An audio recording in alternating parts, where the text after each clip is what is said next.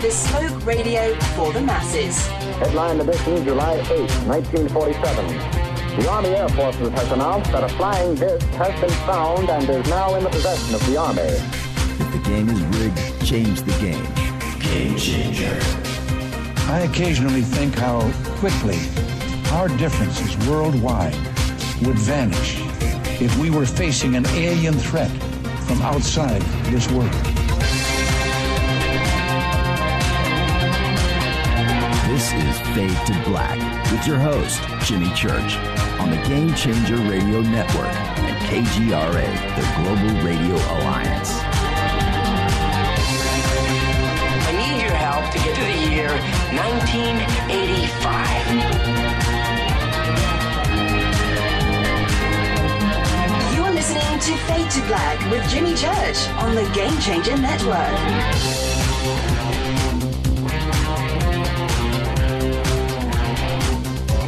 Yeah, man. Well. Fade to Black is back.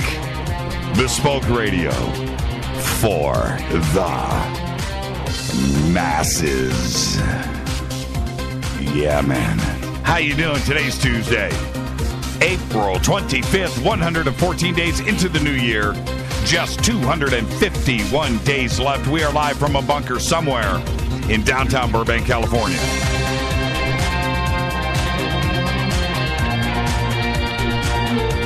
I would like to welcome everybody listening all around the world, all across the United States, hither and thither, to and fro, back and forth, up and down, east and west, north and south, far and near. This is Fade to Black for KJCR, the Game Changer Network, and KGRA, the Planet. I'm your host, Jimmy Church. What is cracking? Yeah, man. Did you miss us? Did you miss us? Oh, man, we missed you guys. We missed you guys. I like the Judas Priest gifts. These are pretty cool. Is that almost looks like the US Festival. Nah, maybe. I can't tell. Can't tell. Glenn Tipton's got the red pants on. JJ, oh, man, KK Downing. It's got the red flying V. That's a hard one to call. Don't know. Did I say JJ? JJ French? All right, first person in Twitter to know who JJ French is, we'll send a book. All right. Rita's like, no more free stuff. All right, how you doing? Man, it feels good to be here. And, yeah, before we get to it, I will mention here in more about it in just a bit. But, yes, we took yesterday off. We went to the premiere of Unacknowledged, Dr. Stephen Greer's new film, which premiered here in Los Angeles at the Regal in downtown Los Angeles at LA Live. I don't know how many that theater seats. I don't know, but it's massive. So I don't know. Somewhere between, it's got to be over 5. I would say 700 people, maybe. I don't 1,000, maybe pushing it. But it's a massive, massive theater, and there was not an empty seat. It was packed. And so we'll get to that in just a bit. I know all of you want to hear all about the film, so we'll talk about that in just a second. But let's get things announced here for this week. We've got a very special week lined up in front of us. And tonight we have very special guest, Georgia Lambert, is with us. Ageless Wisdom, the Kabbalah, Masonry, King Arthur. Oh, we've got a lot to discuss tonight. Manly P. Hall. Oh, man. Okay, so, and with Georgia, I can already tell, so just relax. Tonight's going to be part 1. Okay, it's just going to be part 1. Way too much stuff to discuss with Georgia. So just, get comfortable. Fire up what you need to fire up. Get a nice drink in front of you, whatever it is, your drink of choice. Get comfortable and enjoy the conversation tonight. It's going to be amazing. Tomorrow night, Karl Lerberger is here. And not only forbidden archaeology, but he has been researching Central and North America for his career. Now, that his research in not only lost civilizations and lost history and archaeology and megalith structures and so forth. It reaches around the world, but tomorrow night I have the feeling we're going to focus on North America, as we should. So get ready for that. That's going to be a great conversation. Thursday night we have Stephen Huff here, and we're going to talk about communication with the other side through his Wonder Box. And I find his videos over on YouTube on his channel very, very, very compelling. And I was talking to him yesterday, and I said, man, I've watched you drink so much coffee. And he just laughed, because that's what he does. He drinks coffee and talks to spirits. What a perfect show, right? See, I mentioned coffee,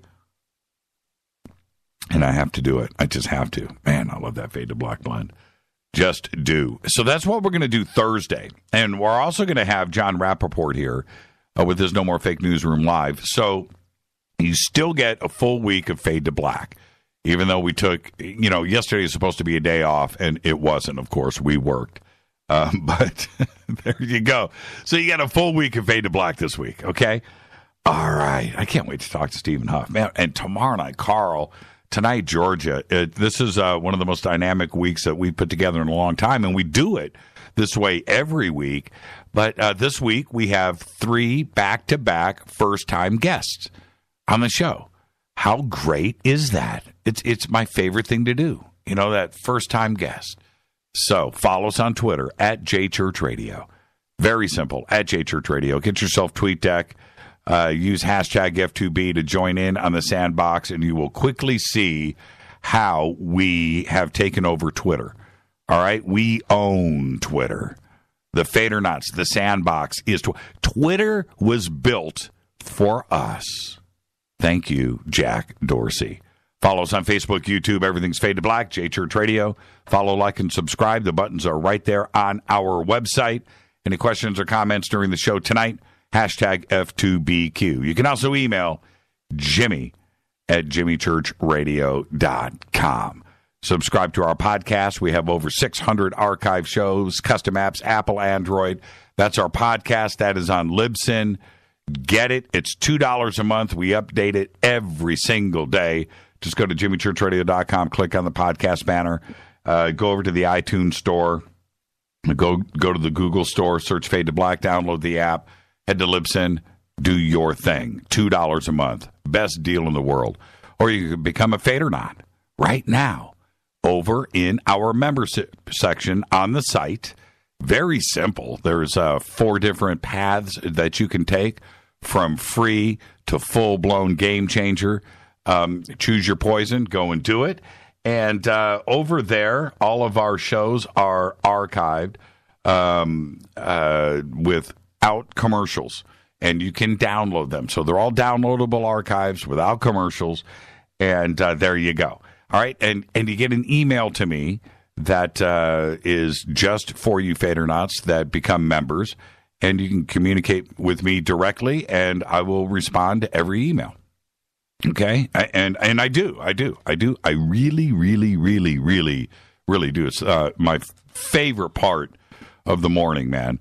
Get my coffee, just roll into the bunker, and just sit down and start going through those emails. It's my favorite. It's where I start my day, just to let you know. All right, next week is All Women Week. Rita got us an all women's week next week. So stay tuned for that too as well. All right, so there you go. I'll give you a sneak preview. I'll let one go. I'll let one go for next week. All right, Annie Jacobson. That's Monday. Yeah, Annie's back. Her new book, Phenomenon. Pretty good. We've got it, and you do need to check that out. All right. Where am I at here? Oh, this month we're going to be giving away, when you become a member, over in our membership area, we're going to be giving away a Studio Dome Bluetooth stereo system in the hardshell case, wireless stereo Bluetooth system. It's got everything you need in there. Power supply cables, dual USB, the whole shot. It's ready to go, out of the box, stereo. There you go. We're going to give that away this month. So go and get your membership over at jimmychurchradio.com. Oh, yeah.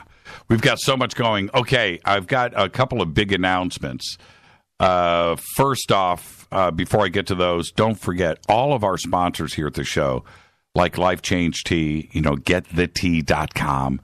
That's how this show happens.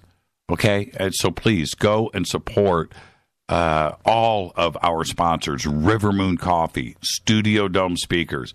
Click on their banners, check out their products, and use the promo codes that are there. You get discounts and free shipping and all kinds of stuff. Okay? That's how this show survives. And we are so thankful to all of our sponsors. Tascam. I mean, it's just everybody. Okay, so please support them. Contact in the Desert's coming up. I cannot believe it. In 3 weeks, Joshua Tree, California. 3 weeks. The biggest weekend in the year for ufology goes on in Joshua Tree, California, May 19th through the 22nd.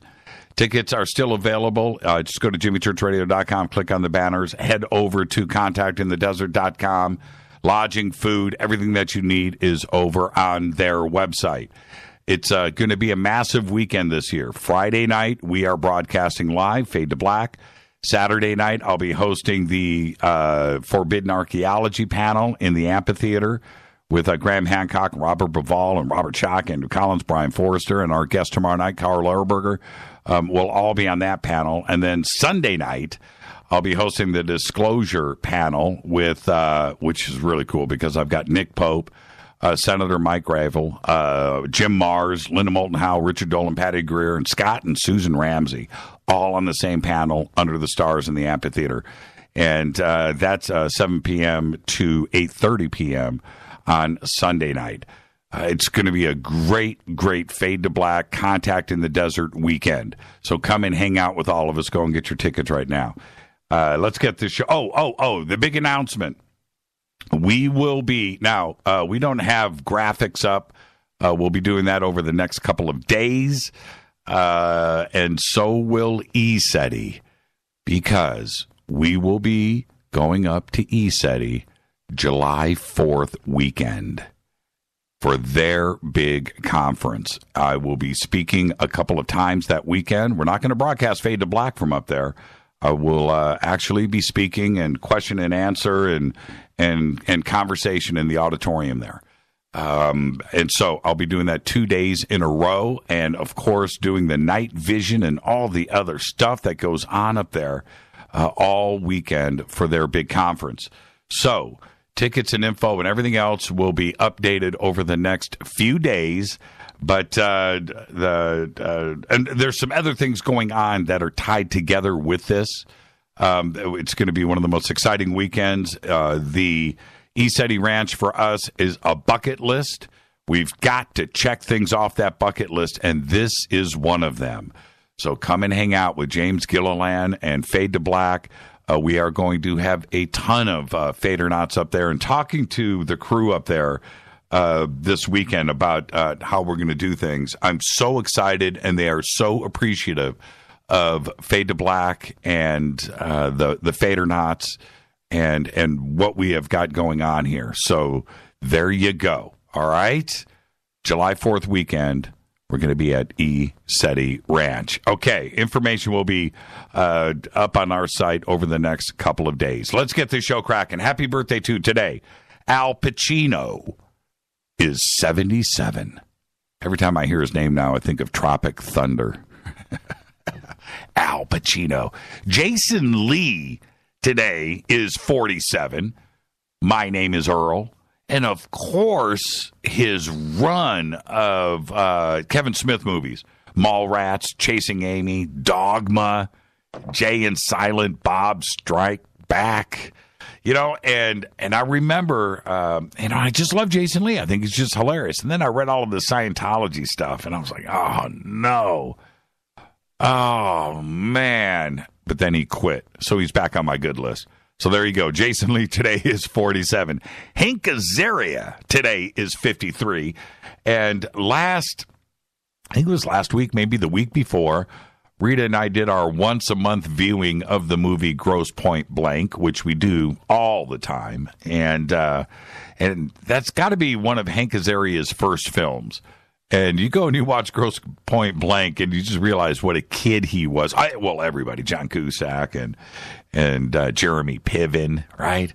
Grosse Pointe Blank, hilarious movie. And then there's The Simpsons. But most people don't remember that Hank Azaria has been on the last couple seasons of Ray Donovan, and was just amazing. And not only that, but it was his singing that was pretty cool too. Happy birthday today to Hank Azaria. On this day in history, OTD, the crew of the U.S. Space Shuttle Discovery, places the Hubble telescope into low Earth orbit, and everything changed. It did. I'll never forget those first images sent back from Hubble. Really, it changed everything on this day in 1990. Fader fact. This is a Fader fact. It's been vetted. The most common physical injury diagnosis in New York City is knee injury.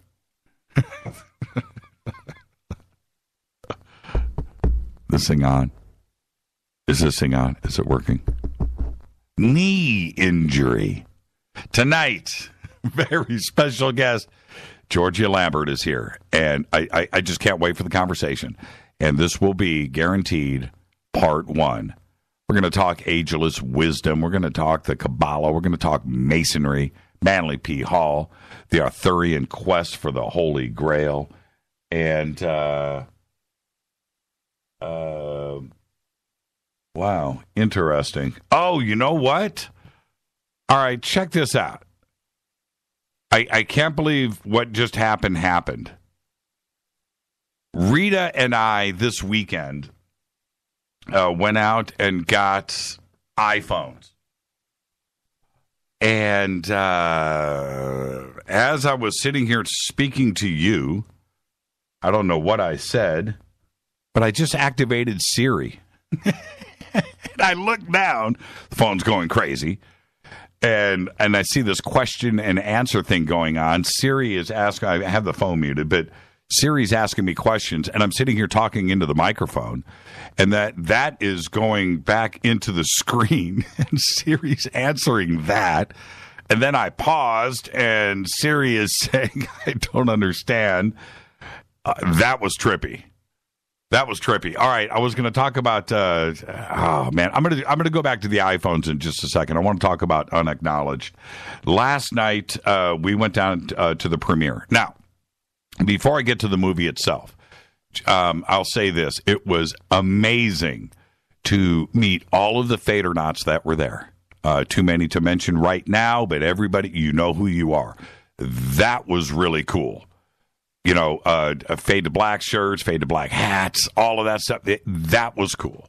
So thank you to the Fadernauts that were there last night. Very humbling and very cool, and everybody had a great time. Second thing is, as we walked in to the lobby and I looked around, it was immediately clear to me and to Rita that this was a very important film, because things like this don't come along often, certainly through a major company like, The Orchard and Sony to get behind a film like this. That was pretty impressive. The Regal in downtown Los Angeles at LA Live there's 3 premier theaters in Los Angeles. That is the Regal. Of course, you have Mann's Chinese Theater on Sunset Boulevard, and then you have Westwood. And so the premieres happen in all 3 areas. But this was not premiered at some, just some theater somewhere. This was at the Regal. And very, very big complex. So anyway, and so it's kind of obvious that this is a pretty big event. And you hope for that, but we walked in and saw that. And looking around, all of, not all of, but a lot of our friends were there. and just looking around, it's like, oh, hey, hello. People that have come in from around the country and around the world for this premiere. And I had made the same comment because I wanted responses from different people. And I'd walked up and said, this feels pretty important, doesn't it? And to hear everybody's responses because they were excited of being represented. And that was really cool. And now I'm going to move on. Yeah, I got to go up and interview Stephen before the premiere, and his producer on the film, Chris, very cool guy, he's probably listening right now, said, look, man, just interview Stephen. Do your thing. Just get up there. That's what, I said, okay, all right, you're the boss. So that's what I did last night. I didn't see anybody else converse on the red carpet. By the time they got Rita and I up there and through, and we just walked straight on and did our thing. So I don't know what was going on before or after. There was a lot of people there, a lot. But I just wanted to do my thing last night, and I was just myself. So I hope that if you were watching the live stream, that you enjoyed it, and that you were like, hey, man, there's Church. He's doing his thing. Cool. And then, of course, the photo bomb that I did with the Fade to Black hat. Okay. All right. So all of that was great, and I hope you enjoyed it. Now on to the film. After we were done and we went over to the after party, Chris, the producer that I just mentioned, came up to Rita and I and said, what did you think? And as he said that, he caught the words that came out of his mouth, and he said, oh, wait, you already know everything that was in the film. Okay, so that's not what I mean. But what do you think of the film? I said, look, Rita and I were just talking about this. And now this is what I'm going to say to you Fadernauts. Watch the film. That's the first thing. Yes, should you watch it? Absolutely, 100% watch the film. But the film is not for us. It's not. It's not. The information, if you are going to watch this film with the expectations of having something groundbreaking or secret information coming out or this massive disclosure or just something, no. That is not what the film is about. The film is for somebody that knows nothing about ufology, knows nothing about free energy, knows nothing about government secrecy. It's for the rest of the world. And that type of presentation, the way that the film is put together, the way that it is seamless and edited and done, and the production is for them. And they will get it. They will be able to hear information for the first time that they've never, ever heard about. And when you consider, us being such a small micro, just a tiny percentage of the world population, but we get it, right? It's for that, and it's for that mass distribution. And when you watch it with those eyes and you get through it and you get to the end, you get it. It is a presentation for that your boss can watch, or just somebody that knows nothing about all of the subjects that we talk about. And that it's exactly point on, spot on the money. And it's going to raise an awareness. And I really mean this. Is there anything? No, it is put together so well that I think somebody in elementary school, 5th, 6th grade, all the way up to somebody 80 years old, 90 years old could watch and get and understand and start to digest these important subjects.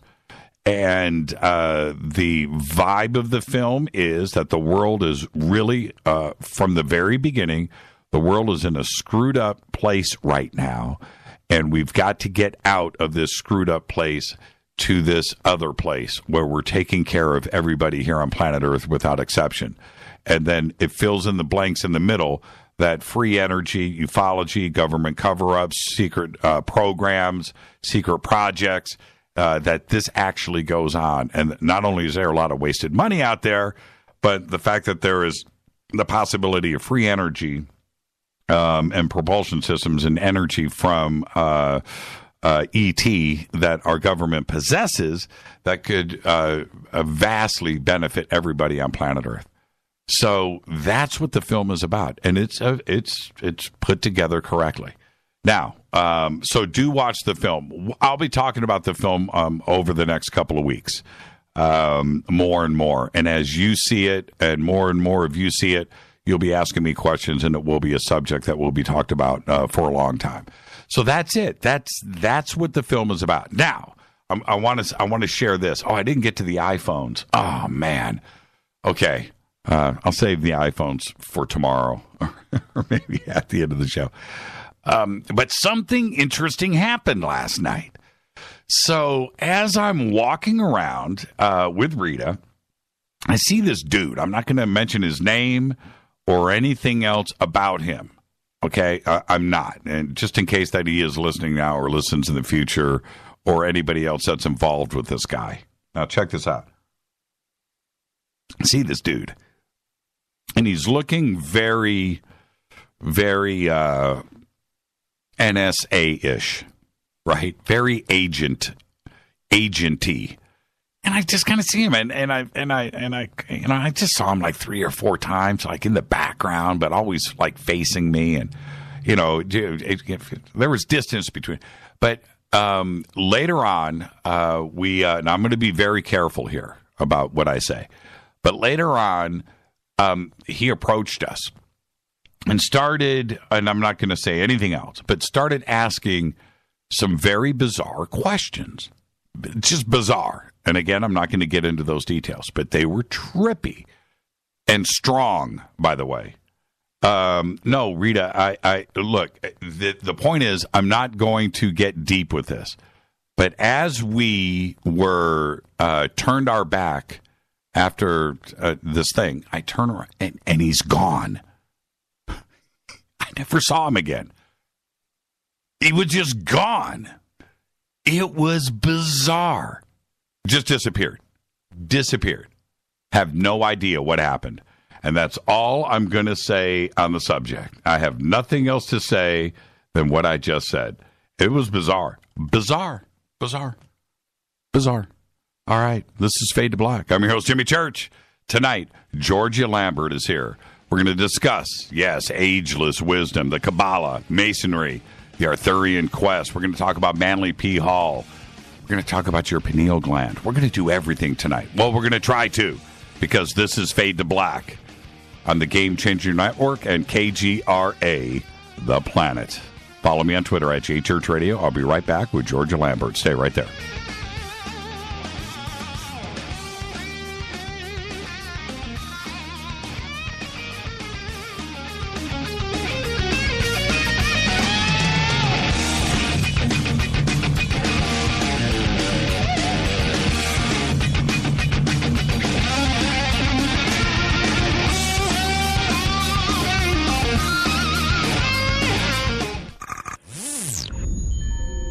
You're listening to Jimmy Church, Fade to Black.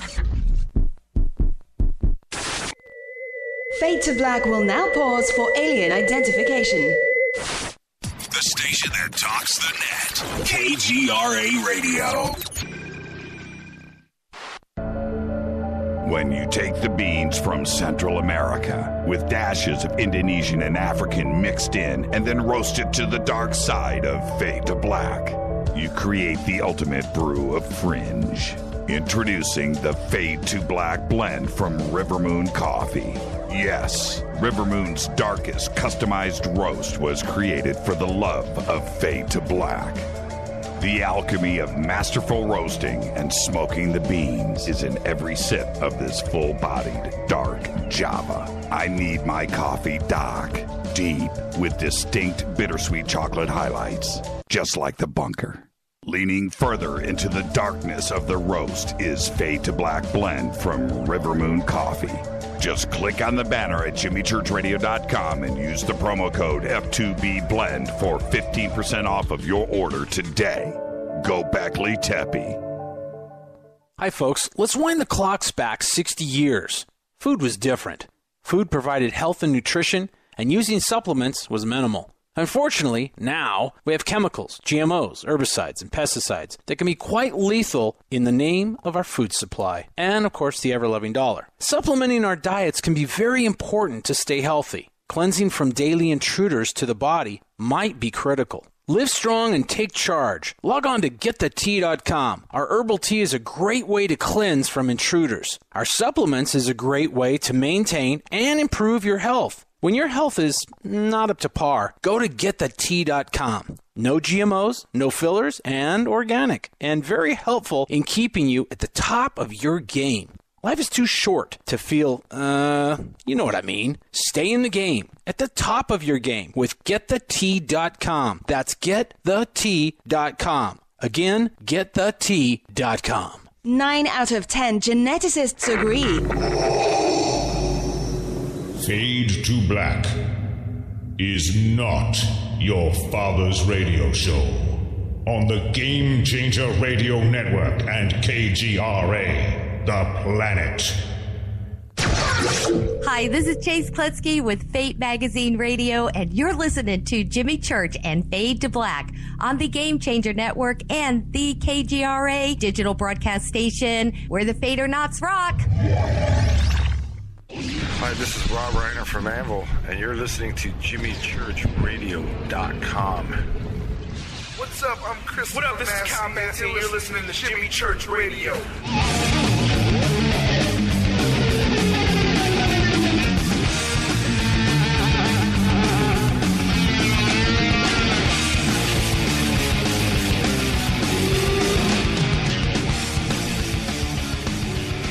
All right, welcome back. Fade to Black. Bespoke Radio. That's right, on the Game Changer Network and KGRA, The Planet. Tonight, our guest, Georgia Lambert. Tomorrow night, Carl Lauerberger is going to be here. Thursday nights, Stephen Huff and his Wonderbox, and John Rappaport with his No More Fake Newsroom Live. But tonight, it's about Georgia. Been waiting for this show for a while. Georgia Lambert has over 50 years of experience in the field of esoteric studies, receiving formal training in Eastern and Western disciplines, methods, and traditions. She was the first to be licensed by the state of California to teach meditation and esoteric physiology, an experimental course that she presented for 3 years at the College of Osteopathic Medicine of the Pacific. In the past, she has served on the board of directors of the United Health Resource, has been on the staff at the Institute for Health Facilitation for 3 years, taught for 2 years for the Institute of Advancement of Human Potential, and served on the teaching staff of the Philosophical Research Society for 10 years under Manly Palmer Hall.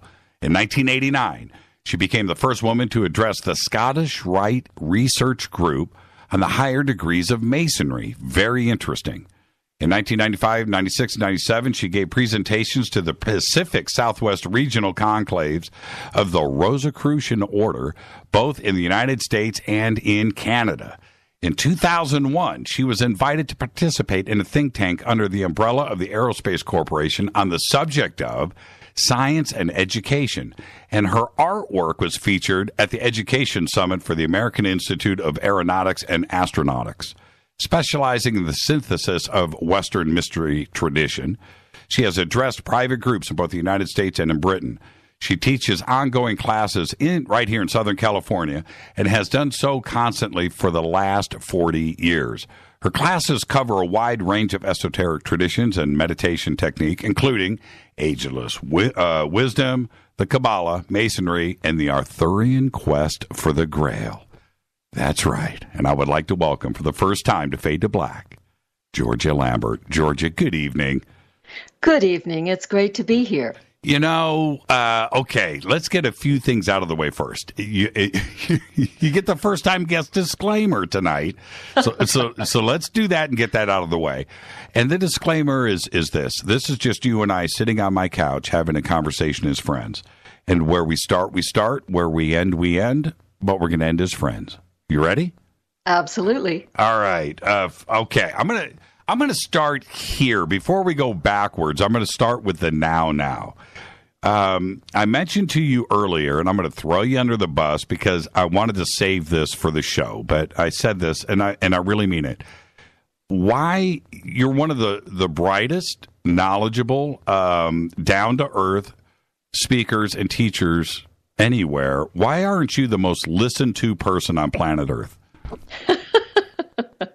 That's very kind of you. It's a nervous laugh, too, so I enjoy that as well. But why? Why? Seriously, Yeah. My focus has been to be behind the scenes and quietly teaching all these decades. And my focus has not been to be in any kind of public venue, but to simply do my work with the students that are attracted to what I do. Your background is such that, and we're both military brats, and I think that has a lot to do with anybody that is able to communicate, because that exposure to constantly making new friends and the combination of civilian life and the military lifestyle enables, people like you and I to communicate and understand people. Has that helped you along your way? Oh, I think that's very true. And not just the constant turnover of friends and acquaintances and that sort of thing, but also being exposed to different cultures. That's I want to say this in the nicest way to the audience, because not everybody gets the opportunity to travel abroad or to make new friends every 3 years and being forced into doing that.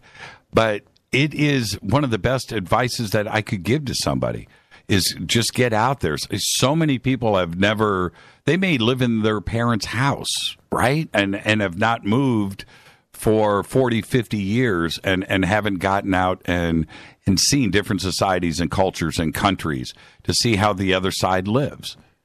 You bet. And in the military, at least the military that I was exposed to, which is not your average military. I was raised in a sort of aristocratic level of the military.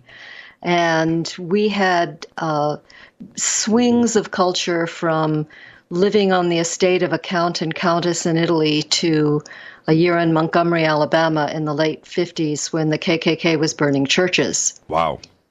And then back to Germany during the Cold War, at the height of the Cold War, when Kennedy was assassinated and the wall was up, just barely up. So I've had quite a range of life experiences just in my childhood. Now, were your parents, even though you're in that military culture like I was, my parents were pretty cool. Were your parents open-minded to things, and did you have this kind of free spirit mindset as a child? Not really. My mother was always afraid of anything strange. My father was very aspirational and always bought me all of the books that I ever wanted on any subject that I ever wanted. And when I was really little, I got, instead of your normal bedtime stories, I got Celtic fairy tales from my mother. And my father read us stories of Greek mythology, Norse mythology, history. I remember Egyptian history. And that was the kind of background that I had. So when we would travel to places like in France or Italy or Germany, my father would always take the opportunity to tell us, well, the Roman soldiers camped here, and this is what happened there. And so that was sort of the background. And when I started to be interested in things that were not quite the norm, it wasn't really talked about. But again, he supplied me with any books that I needed. And when did you start to branch out? Was this a college thing? Was this a society thing? Was it influence of your friends? And how long, when was this? I was 12 and a half when I started reading psychology, philosophy, By 14, I was reading Blavatsky's Secret Doctrine and Rudolf Steiner's work. Wow. Okay, that's a heck of a path for the age of 14. Yeah.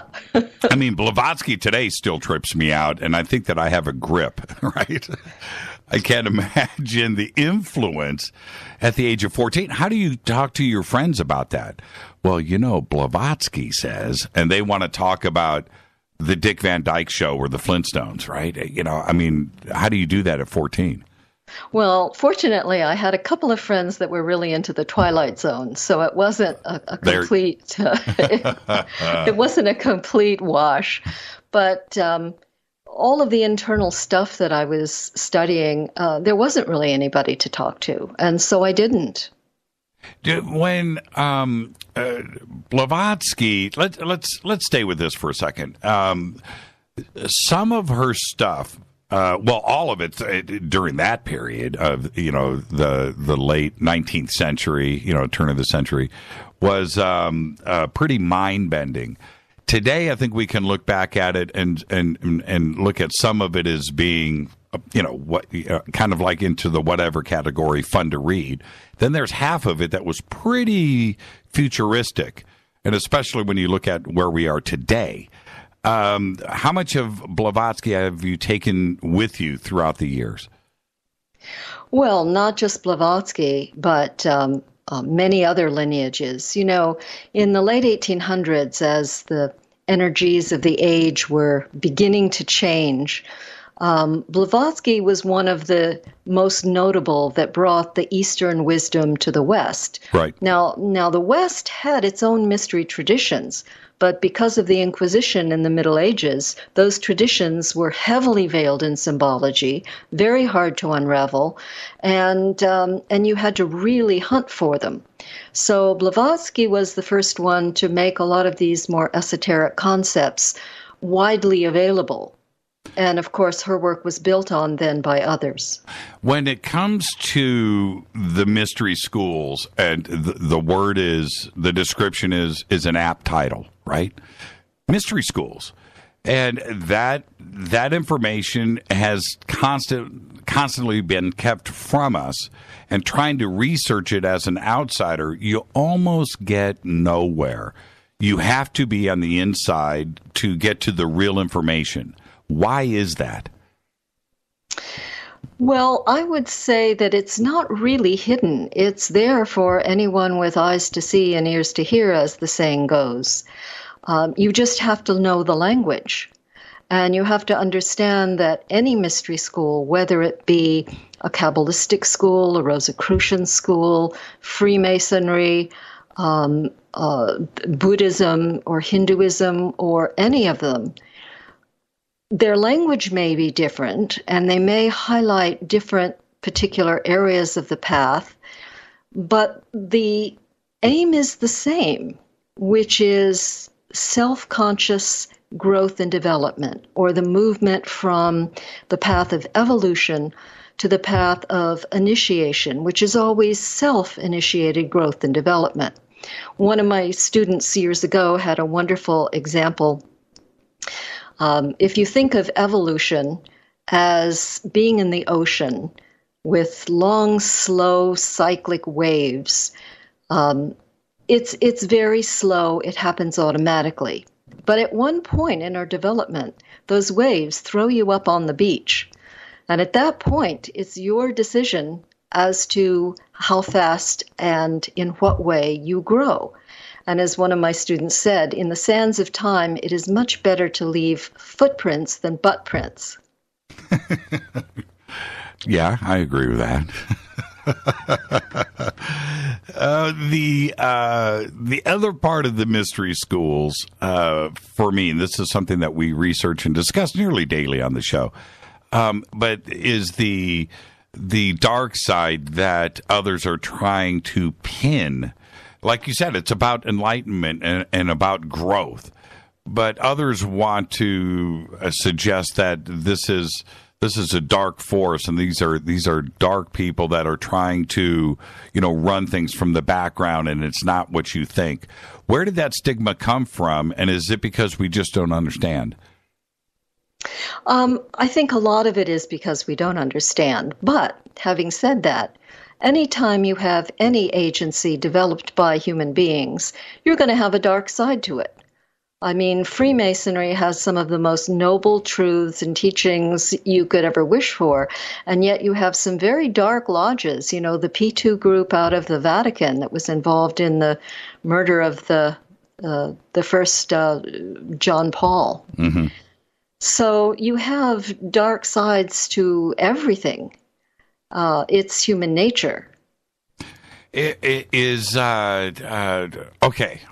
Let's actually stay right there with Freemasonry, and we can talk about some of the symbolism too as well. But those foundations reach back to ancient Egypt, and they've always, talked about that. But yet there's the modern version of Freemasonry. Is Freemasonry, you're the right person to talk about, this is what you've taught, right? Is Freemasonry directly connected to, the building of the pyramids and the mystery schools and traditions that go back 5,000 years? Subjectively, I would say yes. Objectively, no. Modern Freemasonry, as a form, is much more modern than that. But the aim and the traditions go back to very, very ancient times. Their symbology is to what they call true the rough ashlar, or take a block of stone that's very rough and smooth the edges so that stone can be fitted into the temple of humanity. And those stones are us. So Freemasonry, like any mystery tradition, is about enhancing, developing, and augmenting human beings toward their ultimate goal, which is spiritual adulthood. What about I don't know if accusations is the right way to put this, but that the Freemasons have had in their possession secret knowledge that goes back to the dawn of man. And this is what drives Freemasonry, knowing that they possess some, and quite possibly artifacts that go back a long ways, and that is part of their power and knowledge. Well, that's probably true. But again, this is true of any mystery school. You look at the Rosicrucians, and you have the same sort of lineage where you have, the original story of the candidates finding the tomb of Christian Rosenkreuz and having technology like electricity, for instance. Mm-hmm. And, with the Rosicrucian tradition, they, unlike Masonry, have a tradition where they go dark every 106 years, where they sell off all their lands, the manuscripts and artifacts are passed down through families, and then in another 106 years, they blossom again in some other part of the world. So this idea of holding certain artifacts or certain knowledge or certain lineages is true of all mystery schools. The problem is that in the past, each of these lineages have sort of done their own thing. And we're now at a time when all of these different mystery traditions need to share tools. The medallion needs to be put back together. And there's a great reticence in doing that with a lot of these traditional metaphysical and esoteric groups. Hang on for a second. I have to do something really quick here. We run live video. There you go, everybody. We run live video from our bunker here. I don't know why everybody would want to see some guy like me just talk on a microphone, but they do. And our audio feed wasn't out. Our audio feed is now up and live. Sorry about that, everybody. Okay. Now, then we have the combination of the possibility of knowledge. We have the Knights Templar moving back, leaving Jerusalem, going back into the United Kingdom and Europe, possibly with knowledge. This whole molding back into Freemasons and the Templars being part of that. and that gives everybody the fodder that they need to feed on, right? That is there something to this story? You mean of the Masonic Knights Templars connection? And knowledge coming out of Jerusalem with the Knights Templar and artifacts. Highly likely. I mean, if you study the foundings of the Knights Templars, the cover story, of course, was that they were founded to make the roads safe for the pilgrims in Jerusalem. 9 guys were going to do this, right? All over Jerusalem. They actually took up residence in the old stable area of Solomon's Temple, what was left of Solomon's Temple. And when we talk about stable, we're talking about room for hundreds of camels and horses. I mean, it was huge. And nobody knew what they did there. They would just sort of camped out there and probably excavated a bunch of stuff. And when they brought it back into Europe, we suddenly had the flowering of Gothic architecture. Right. Which was really a mystery temple for the masses, designed to have specific effects upon the subtle bodies of those who entered it. And remember, this was a time when everybody had to go to church.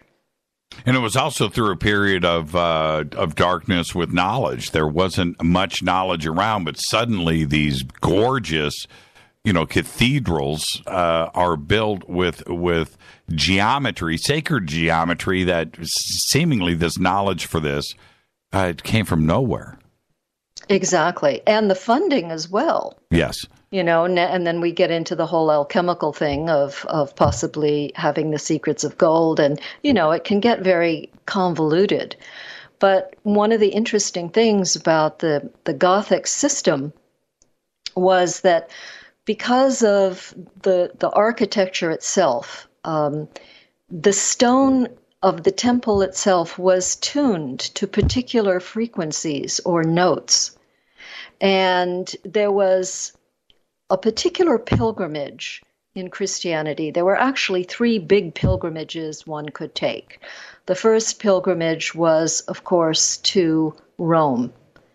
That was a very important pilgrimage. A second pilgrimage was to the Holy Land, another important pilgrimage. But the esoteric pilgrimage started in Compostela in Spain, went up through France, through all of the Notre Dame cathedrals, and wound up in Rosslyn Chapel in Scotland. And this particular pilgrimage was to be undertaken at certain times of the year, where you would enter particular cathedrals at particular times, where the stone, and remember that these temples were built over energy points or ley lines where they crossed. So each temple augmented the natural hum of the earth in a sense. And so as the candidate progressed along these pilgrimages, they would enter into certain churches or temples at certain times of the year where the forces were augmented for that particular effect, and the effect was cumulative as they made their way up through France over the months and into Scotland. With all of the important thinkers, politicians, private company leaders, writers, it seems that they all can be directly or indirectly connected to Freemasonry. I think it moves beyond the point of coincidence. Everybody talks about the founding fathers here in the United States, but if you look all over Europe, you pretty much get the same results, certainly in the latter half of the 1700s going into the 1800s. Is that beyond coincidence? No, of course not. And even though the Masons are the most visible in terms of, for instance, the founding of this nation, the Rosicrucians had just as big a hand in it. They were more behind the scenes, though. And there needs to be a lot more learned about the early Rosicrucian involvement with our founding fathers. Do you think it's because, it's like the chicken or the egg? Is it because of they were Freemasons that they were then elevated into positions of power and moved up the company ladder? Or was it the other way around, that they became Freemasons just because after they were politicians or whatever, or enlightened people and poets and writers and so forth? Well, I think it probably varies from individual to individual, but the real work, the behind-the-scenes push, actually goes back to the reign of Queen Elizabeth I and Francis Bacon. One of the most important things that ever happened to the founding of the United States was the sinking of the Spanish Armada. People don't realize that there were Grand Inquisitors and torture equipment on some of those ships, and had they set up in England, England would have remained Catholic, Europe would have remained Catholic, and the great humanist experiments in politics and religion could never have been worked out in the New World. And the New World wasn't even the first choice. The first choice was Bavaria, where the queen at that time was the daughter of the King of England, and that was all set up for being the center of the new esoteric community. But a little thing called the Habsburgs came along, and that went down in flames. And so at that time, the vision was shifted to the New World, and you had all of the Francis Bacon involvement and what unfolded from that. Francis Bacon has now come up for the second time in a week on this show. I beyond synchronicity there. The history will say, though, I find that interesting because history will tell us that the sinking of the Armada for Spain was a financial burden that they never overcame, and that's what caused them to retract back into Spain, and they never recovered. That's an interesting point. I've never really explored that. That's fascinating. Fascinating. Well, remember, if England had been brought back to Catholicism, all of the Protestant work ethic about educating the masses and the political experiments, that could have never happened.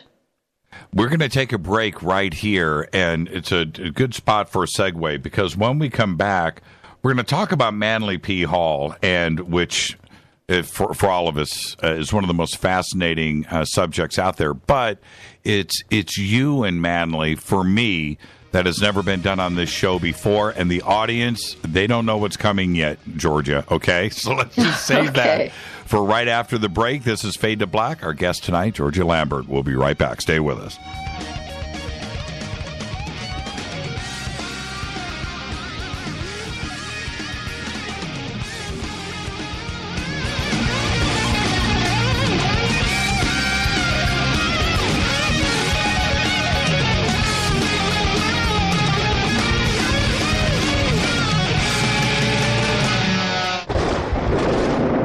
Fade to Black with Jimmy Church on the Game Changer Radio Network and KGRA, the Global Radio Alliance. The station that talks the net. KGRA Radio.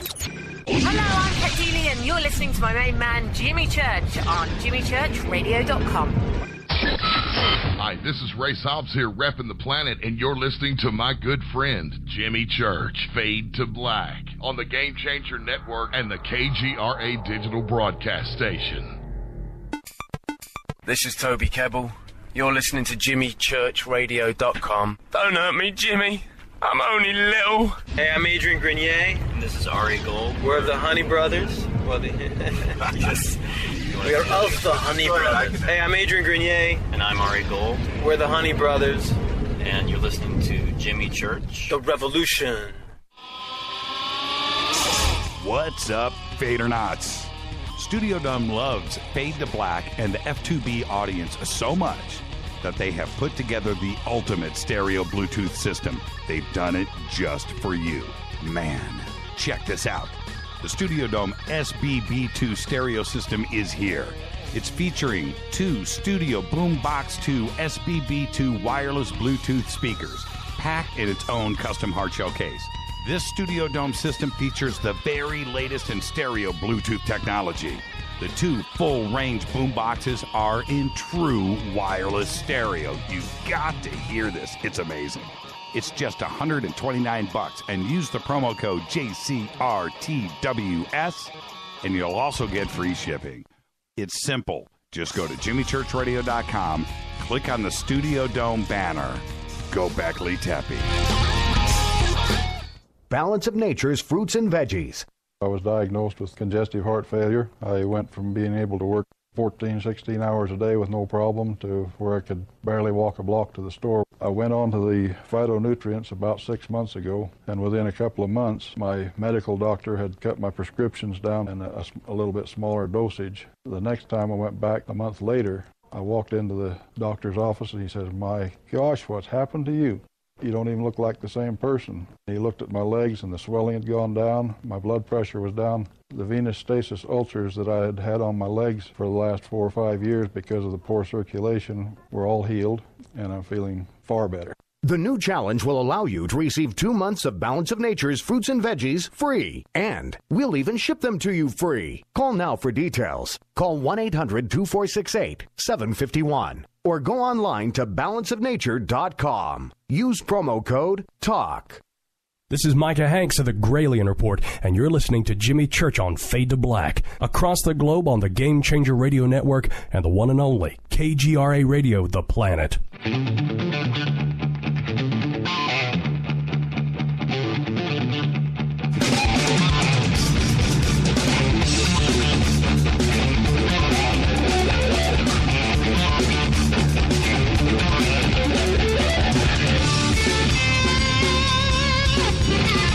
All right, welcome back. Fade to Black.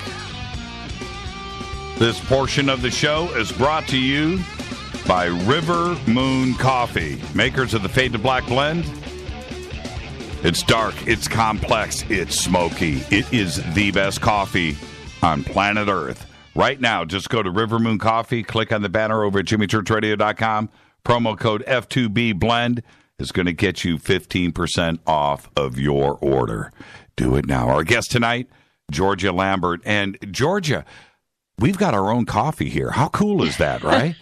I mean, have you ever, right? It's just like, here are just as, just a talk show with our own coffee. And there you go. It's absolutely amazing. I know you're listening probably go, Fade to Black blend.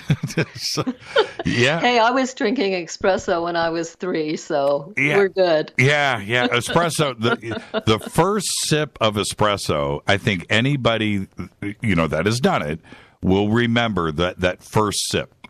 That first, that little cup and that first little thing, and it's a life changer right there. I still remember where and when. Now, Manly P. Hall. Okay. Oh, man. And we only have so much time tonight. But Manly, I want your take on him overall, because Manly, for all of us that have taken the time to read or listen to him over the years, you tend to have your mind blown, and you're also intimidated. You start to figure out really how little you know and how much there is left to learn out there. I don't know how he got so much knowledge so quickly into that head of his, and I'm not joking around about this at all. Extreme intelligence, and he has left us so much. But you worked with Manly, and you knew him. What's your take now, today in 2017, on his legacy? Well, of course, the legacy is tremendous. I mean, no one else has compiled any sort of body of knowledge on the Western mystery traditions. And of course, he wasn't limited to that, but he really did a huge service. And his organization, the Philosophical Research Society, back in the early 1900s, everybody came here. Just as a human being has energy centers, which the Hindus call chakras, so does any living entity, including a nation. And Southern California is considered the heart center or the heart chakra of the nation. And in the early 1900s, everybody was drawn here. You had the Vedanta Society. You had the Self-Realization Fellowship. You had, the Arcane School. You had the Theosophy. You had Steiner's Anthroposophical Group. Everybody came here. And so everything was available. But at the Philosophical Research Society, you could go into that library and have access to all of it. And that it was a center of synthesis. And there was nothing like it. And there hasn't been since. How old were you? When I started working there? Yes. In my 30s. In your 30s. And were you, did you get to meet Manly out of the gate? Oh, yes. Okay. Just be straight with me right now. Were you intimidated? What was that like? And how do you have a conversation with Manly P. Hall? Well, he actually had contacted me, and I started doing some of the Sunday services that he couldn't or didn't do. His Sunday service was he would get up on that stage and sit in that huge chair and speak without notes for a couple of hours on a particular subject. And so I was doing some of those. And one day he called me into his office, and the office was intimidating. I mean, it looked like something you would imagine from Tolkien, with books everywhere. Right. Huge big chair. And he interviewed me for being able to teach there. He was very particular about who he actually allowed to teach. Now, he had lots of lecturers, lots of guest lecturers, but teaching there was something else. And so we had a good hour conversation to make sure that I was teaching something that was in line with his aims and goals. And, okay, now let's not ignore the fact that you're a woman. Right now, what was and what were you the first female teacher? Oh no. Okay, so there were others, right?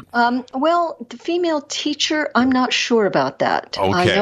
I know there were female speakers there. Right. But you see, Manly's wife was no slouch herself. No, she was not. No, she wasn't. She had her own esoteric field of study. So I'm sure having a woman in this particular field was nothing new to Manly. And was it an issue at all? No. Okay. Your students, what was the mix there, male and female?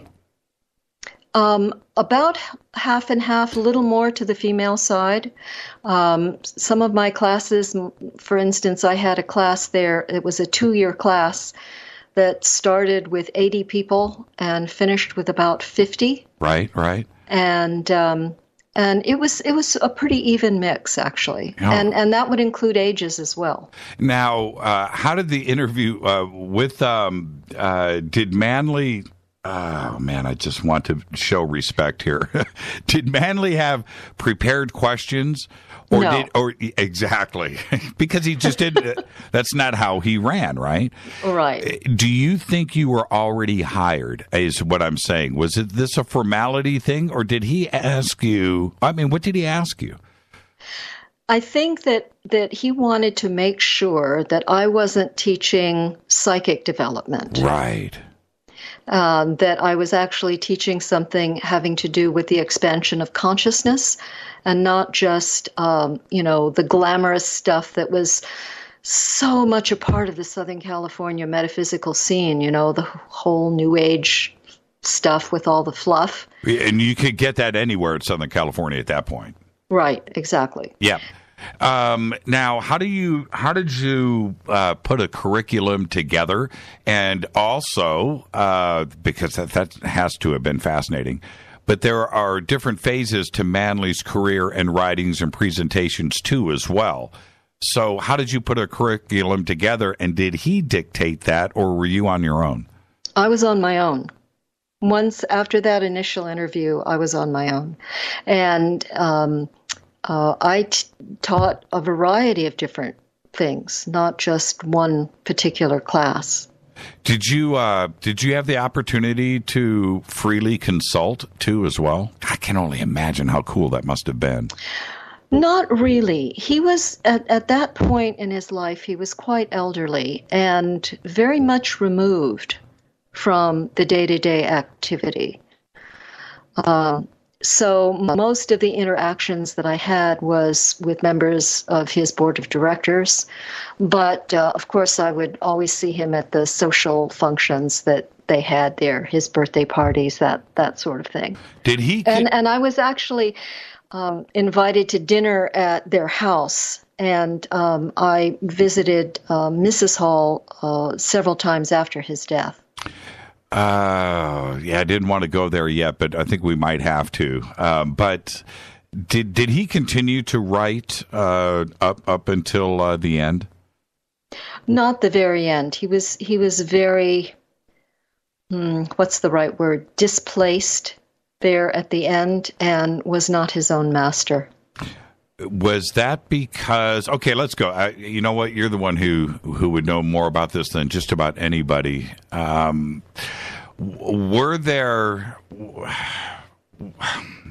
he being controlled? I'll just be direct. Yes. And who, without naming names, you and I don't need to get into any trouble, but who was doing the controlling and what was the agenda? You know, one of the things I've noticed about people that have pioneered really hard in this field, not just Manley, but others that I could point to. Right. It's sort of like they pushed the etheric envelope all their lives, and at the end of their life, they're tired. And when you're that tired and beat up, you tend to trust people you shouldn't. And that was certainly the case with Mr. Hall. Even though they're smarter than that, right? They're smarter than they know better, but they just let it happen, right? Is it just because is it exhaustion, both mental and physical? I think that's a part of it. But also, you know, just because you're smart doesn't mean that you're immune from human needs. And as his body, was ill and started to betray him, it was a very easy thing for him to say, oh, yes, to people who volunteered to take care of him and take care of his physical needs and do this for him and that for him. And slowly, people insinuated themselves into the Hall's lives to the point where they tried to separate Mr. Hall from his wife. She was strong, and certainly, and I want to talk about this for a second. As long as she was in the play, I could be wrong. I wasn't there. You were, but as long as she was in the play, he was protected. And if she got separated from him, those that are around him would be free, right? To run amok. Am I correct in saying it in this fashion? Yeah. That's exactly how it went down. Up until the end. Yes. And this is the trippy thing. You can confirm nor deny, but she knew this too, didn't she? Oh, absolutely. She railed against it. And go ahead. I'm sorry. And tried to enlist his board of directors and others, but Manley was very strong-willed, and he would say things like, "Well, a leopard can change their spots, and you've got to give people a chance." And after a while, she just stopped trying because there was no pushing against that. And certainly, those that were controlling him at the end, that last 10 years or so, were also very smart. Right? Very smart, and I think the word smarmy was invented for them. I think she used those words too as well. And so therefore they are, they were able to try to get her away from him and play both sides of the fence and then act like they were there to support him and be there for him. And I don't want to suggest anything really crazy conspiratorial here, but that's exactly what was going down. Oh, completely. Okay. And Manley wouldn't listen to anyone, even some of his longtime friends that had been with him, for 70 years. Yes. Okay, I want to talk about the end really quick. If you don't mind, can we talk about what happened with his death? Sure. Okay. Let's talk. Although I think that online you can find Mrs. Hall's version of everything that went down in great detail. I've read it a couple of times over the years, and it's pretty frightening because that she knew exactly what was going on, and it was completely, especially those last 2 or 3 days. I think it was like a 2 or 3 day period, right, where she knew, and it was completely out of her hands at that point. Yeah. So let's talk about that, and then I want to go completely backwards because I think it's very interesting for the audience to hear, because the official versions of his death are one thing, and what really happened is another, and most people just don't know about what had happened. So when we're talking about people around him and controlling him, let's talk about that last 2 or 3 days and how unfortunate it was for him. And I can only imagine what was going through his mind, because maybe, just maybe, he knew he was about to be killed. Boy, it's hard to speculate about that. We don't know how cogent he was toward the end. We don't know what kind of drugs were being fed into him. Right. I talked to, after the death, I was one of the people that talked to the detectives, and there was just a lot of stuff that was never released to the public about the condition of Manley's body. Such as? Broken needles in the body. Before his death, the people that were in charge were doing really invasive procedures, high colonics every day with God knows what. They were taking blood out of his body with some sort of machine and adding the caretaker's urine to it and putting it back in his body, and all kinds of really horrid invasive things. And so we don't know what his state of consciousness was there toward the end. He again, I haven't read her account in a long time, but this is what I remember. That she got separated from Manley. They were on a vacation or something, and she somehow gets manipulated into, and if I'm using the wrong words, you can stop me, but she gets pulled away from Manley and is not in his presence. And back then, things were different, right? No cell phones, right. There was no direct contact, no GPSs, all of those things that we appreciate today. And they were they on a bus? Were they on a RV? It was an RV and a car. RV and a car, right. They were going up north to look at some land. And the van, the RV that Manley was in,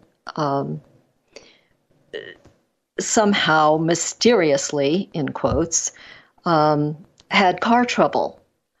And Mrs. Hall was told, no, you go ahead in the car, we'll follow you later. And so that's how the separation occurred. And I don't know if she talked to Manley directly, but she was told that everything is fine, everything is cool, everything is fine, right? Yeah. And these were the caretakers that were up to no good. Correct. Do you think Manley, at that point, when was the last time that you saw or spoke to him? It was quite a bit before that, because there at the end, he was so disabled that he wasn't at the Philosophical Research Society very often. So it was quite a few months. The last time that I saw him was quite a few months before all of this went down. So she gets separated. 24 hours later, he's dead. Yeah. And so that apparently somebody took advantage, finally got her away and separated from Manley, and Manley P. Hall is no longer with us. Right. And the official story was because the RV turned around and took Manley back to their home. And when the officials were called, Manley was in his pajamas in his bed. But interestingly, the carpet was being cleaned as they arrived, among other suspicious things. Mm-hmm. And one of the things that was never really talked about to the public was that one of the detectives told me that they knew that Manley wasn't killed in his, or wasn't, didn't leave this earth in his bed because there were ants in the body. And the ants, which had gotten inside the body through the orifices, the body would have had to have lain outside for a while. And the particular kind of ant was not a Southern California ant. Yeah, so whatever happened to him en route. And they brought the body home. Yeah, and where was the RV broke down up the northern coast somewhere? Yeah. Okay.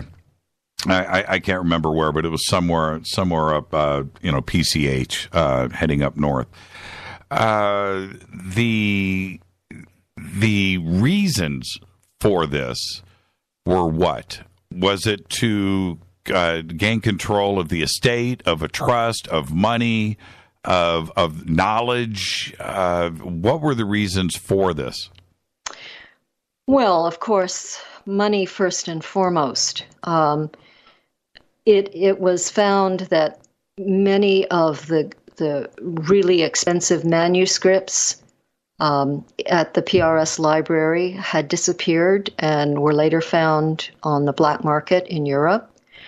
There was a stamp collection that was worth close to $1 million that disappeared. A lot of stuff went missing. So it's easy to say, oh, well, it was just money. However,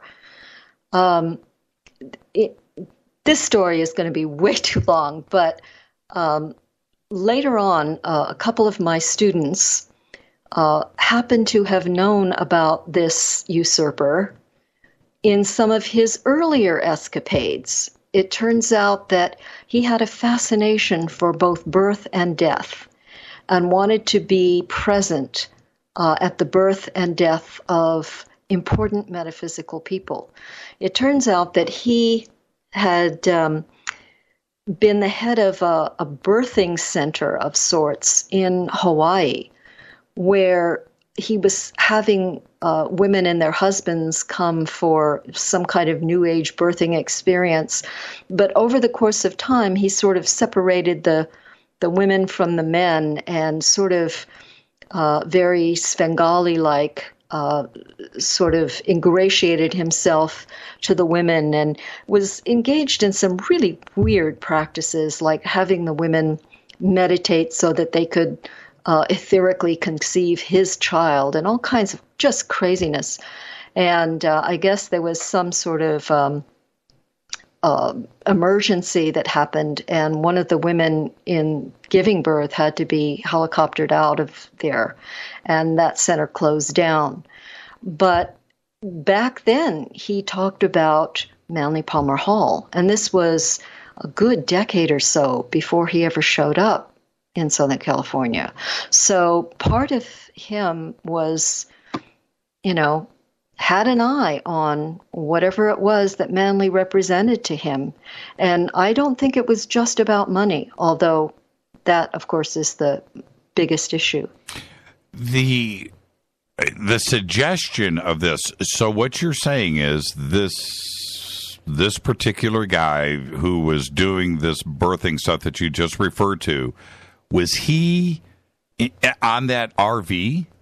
He was the guy on the RV. Kidding? I know his name. I'm not going to say it. Right. We don't need to do that. Well, he's dead now anyway. Oh, he is? Okay. What was his name? Yeah. And his son who helped him is deceased as well. Okay. All right. So what a creep. Let's just go there. Are you kidding me? Georgia, No. for shizzle. Right.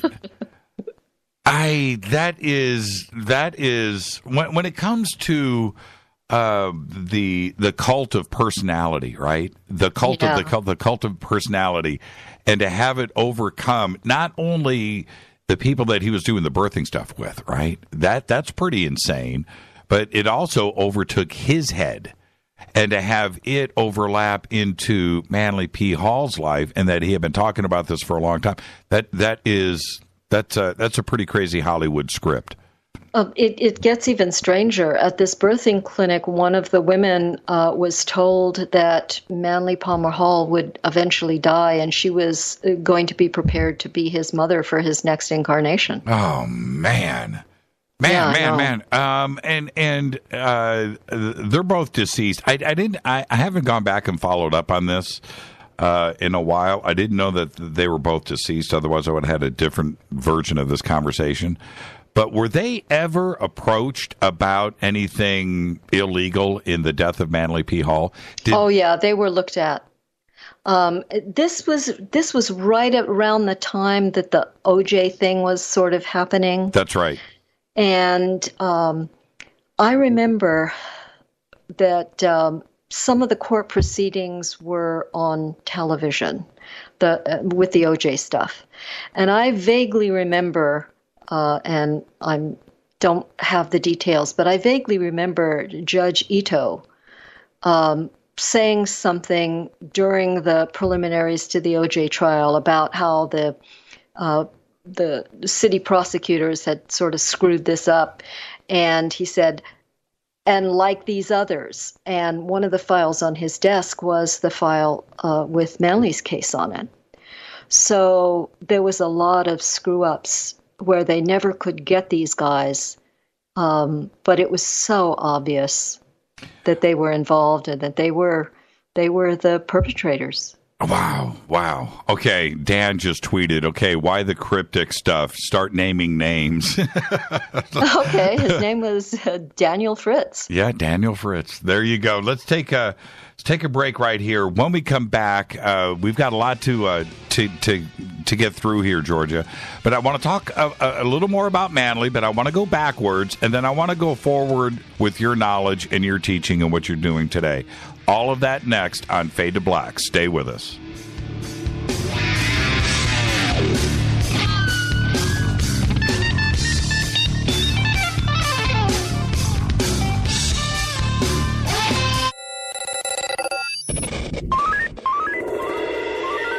Way out here, we listen to Jimmy Church.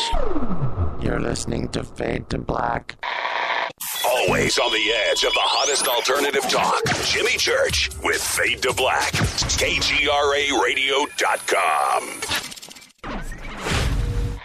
¿Qué tal, mis amigos? Yo soy Mario Carson, el tiburón, y los invito para que escuchen a mi buen amigo Jimmy Church Radio. ¡Claro que sí! Hey there, quick question for you. Would you be okay with more energy, more endurance, thicker, healthier hair, a better mood, reduced appearance of wrinkles, improved sleep, improved blood pressure and cholesterol profiles, improved vision, improved memory? Okay then. Well now, have you heard of Nature's Youth RSF? It's from the anti-aging experts at nature'syouth.com. nature'syouth.com. See, at Nature's Youth, they understand exactly what it means to provide top-quality health products. And Nature's Youth customers not only improve their health, they know they're also providing their body with the right nourishment to maintain that peak performance and fight the aging process. If health, wellness, and nutrition are what you desire, choose Nature's Youth RSF. I did. You see, you're going to get older. It's just up to you how you feel when you get there. Get started today. Nature's Youth RSF. Simple to use, simple to order. Go to naturesyouth.com. That's naturesyouth.com. naturesyouth.com. I was introduced to this remarkable product, Balance of Nature Fruits and Veggies, and to say it's amazing is an understatement. Balance of Nature provides the nutrients of 9 to 11 servings of 31 different whole ripened fruits and veggies per day, and the cost to the consumer for 9 to 11 servings is about 22 cents per serving, as opposed to over $1 in the store. Balance of Nature Fruits and Veggies helps boost the immune system by over 720%, and they also provide a health coach for you at no charge to guide you with any questions you may have. And you can also visit their website for testimonials on balanceofnature.com. So take steps to give yourself better overall health and call them now, toll free, at 800-246-8751. That's 800-246-8751, or go to balanceofnature.com right now. Make sure to let them know you heard it here by using promo code TALK for a special discount. That's balanceofnature.com and use promo code TALK. You are listening to Fade to Black with Jimmy Church on the Game Changer Network. Oi, oi, I'm Reese Evans. You're listening to Jimmy Church. This is Revolution. The revolution will not be televised. The revolution is on radio. Ciao.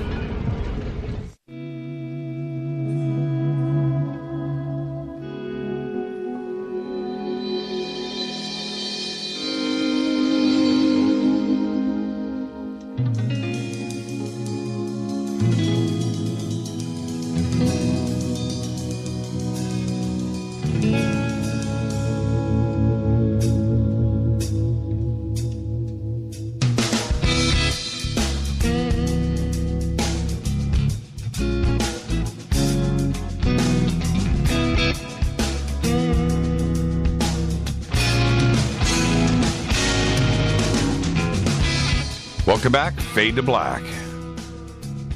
Our guest tonight, Georgia Lambert, and we're it's just amazing. Going from mystery schools to consciousness and Manly P. Hall and Freemasonry. Georgia, you've had an amazing life, and the fascinating thing for me is not only with Manly P. Hall and what you have learned and what you taught and so forth with him and his organization, but that it has gone through so many different incarnations, and for him to go from a life of 1900, 1901 through everything that the great changes that this world had seen throughout his life, and yours and mine too as well. But the things that he was talking about, not only before World War II and the changes that he made after World War II, but here we are today in 2017, and this all became reality for us. He was spot on the money, and you were teaching this. Did you have any idea that here we would be in 2017 on a talk show like this, where the enlightenment and the knowledge came to pass, didn't it? It just feels more true today than when it was written 50, 60, 70 years ago. And there's such a greater receptivity for it all today than there was. You know, it's always been here. And there have always been those that have sought it out. But now it's, gradually moving into the mainstream, or at least the mysteries of the outer court, let's say. The outer court mysteries are moving into the mainstream because there's a demand for it. Humanity is ready for it. And, what you were saying about Manly, I think it's important that we remember that despite the horrid way that he made his end, his life should be looked at as his body of work, and the contribution that he made to the Western mystery tradition is unparalleled. Do you know how many nights I would go and listen to one of his lectures, right? Yeah. Hours long, and the rumors about this coming straight out of his head, and he never had notes, and right, that's true. Yes, yeah, it's part of the myth and the legend. Let's just go with that, right? Because it's true. And I would sit and fall asleep to one of his lectures, and have these fantastic dreams, and he would just pull me in with this intelligence and this wisdom that there was no parallel. I don't think there was anybody like Manly P. Hall. He was certainly a singular guy, and I have to tell you, I've done it so many times, and I recommend it to anybody today. Go and listen to Manly speak. You can do that. You know, this isn't something that is from the 1700s or the 1600s. You know, Manly, like I said, went through all of those phases of the modern world. And Manly was accessible to and by the public. There have always been great esoteric teachers, but they've been behind the scenes because it's not their function to be, that public to the masses. But Manly did that, and he brought a lot of this esoterica into the masses in a clean way, and that's not always the case, is it? I mean, no. Well, you know what? And talk about to the masses. And I want to go way back here in just a second. But I had read over the years, maybe you can confirm this, that Ronald Reagan used to use Manly P. Hall stuff in his speeches. Is that true? I heard that as well. I don't know of a specific instance where that occurred, but I've heard those stories also. And online there is an audio of Eleanor Roosevelt reading The Great Invocation. Yeah, I've heard that. And that's the influence. That's the influence. Now let's go back. Let's talk about this influence because in 1947, let's go with 1950. 1950 and before here in Southern California, were crazy, nutty times. You had JPL, you had not only Parsons, but you had L. Ron Hubbard, you had the influences of all of these esoteric societies here, black magic, invocations, all of that was going on with the highest parts of society here in Southern California, and Manly was right here for that ride. Absolutely. And aside from the dark stuff, and that Manly, being who and what he was certainly aware of all of this that was going on. But you also had, people like Paramahansa Yogananda setting up the Self-Realization Fellowship, and you had some really aspirational, clean lineages starting here too. So it was quite the mix. And some night you should have someone on to really delve into the whole L. Ron Hubbard, Jack Parsons story, because that's fascinating. Yes, it is. It is. Oh, we've done. I'll do that any night. We've done it many nights. Well, part of for me, the fascination is I lived in Pasadena for a long time. And Parsons and JPL and the Arroyo Seco and what goes on there is fascinating. And the history of what has gone on in that valley is absolutely incredible. And I often say it sounds like a Hollywood script, but this was a way of life back then. And the population now, as you know, you live here in Southern California along with us. Now the population is, it's overcrowded and jam-packed. Back then it was a whole different world. The population was much smaller, and these societies, everybody knew each other and was in each other's business, not only financially, but socially too as well. So when we talk about this, it was just a way of life here in Southern California. Well, see, I missed all of that because I was living in Europe at the time. Jack Parsons' house blowing up. It's just absolutely fascinating. But back then, Manly was very knowledgeable when it came to alchemy, the mystery schools, and that's what he wrote about, and the magic and so forth. And why do you think that he changed? Because he was. I don't know. There definitely was a change, and it happened toward the end of World War II. So what went down with Manly in terms of his own internal development, I don't know. But all of his stuff on alchemy and magic was done before that time. And after that time, he was very, very careful about staying only to things that were aspirational and consciousness expanding and that sort of thing, and philosophical. And, he didn't delve into the alchemical, magical realm very much after that. No, he did not. And, okay. The alchemical side, I keep saying alchemical, but I'm using that as an umbrella. Let's just say the esoteric side of Manly. All of us that have studied Manly over the years assume that he got his hands on some secret information. And he certainly implied that he knew that what he was mentioning was fact. The things that he was taught, this is the way that it is. I'm Manly, I'm speaking to you, and you are taking this knowledge and moving forward. Did he have access to, alchemy is one of the darker, more mysterious things out there. Did he have access to something secret, and did he get scared about talking about it, to continue talking about it? That's sort of a complex question. I don't think he got scared of anything. I think that he saw how some of this stuff could be misused, and he became a lot more careful. I think it was more along those lines. And by the way, alchemical stuff doesn't have to be dark.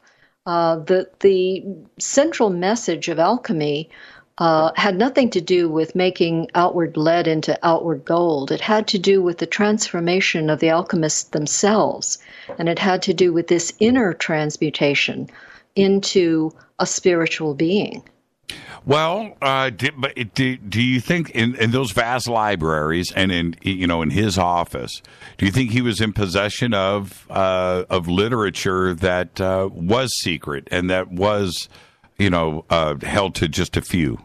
I would be surprised if that was not the case. Right. I had a look once. He opened the vault there, and there was stuff just thrown in that vault. There was original Albrecht Dürer prints just thrown in there like they were nothing. There we go. Yeah. And, the library itself, people came from all over the world to access ancient texts there and study, and it was always open to the public, which is, of course, no longer the case because so much of the library simply disappeared. And especially, interestingly enough, or maybe not so, the stuff on alchemy and magic. That's right. Most of it's gone. Now, let's confirm some of these rumors. Oh, wait a minute. Did you you got to tell me some secret stuff. Did you ever go into his office and pull a book off the shelf and just kind of take a peek? Oh, Georgia, yeah, you did. Okay. I didn't because you couldn't go in there unless he was in there. Did you ever ask him for the secret book? No. Oh, man, I wouldn't have either. You mean Manly's Book of Secrets? Yes, Manly's Book of Secrets. That's the other part of the legend here, that all of the real stuff showed up missing. All of the real hardcore stuff on alchemy and the mystery schools turned up missing. So you're saying that is actually true? Yeah, and not necessarily all of it, but most of it was gone. Fritz, was it Fritz? Well, sure. He was the one that had access. Now, who he passed it off to, like I said, a lot of stuff showed up on the black market in various places in Europe. At least to my understanding, that's what happened. But who knows who has that stuff? Right. Now... But, it's not the stuff, is it? There's this overshadowing body of knowledge. The Hindus call it the rain cloud of knowable things, where all of that stuff came from.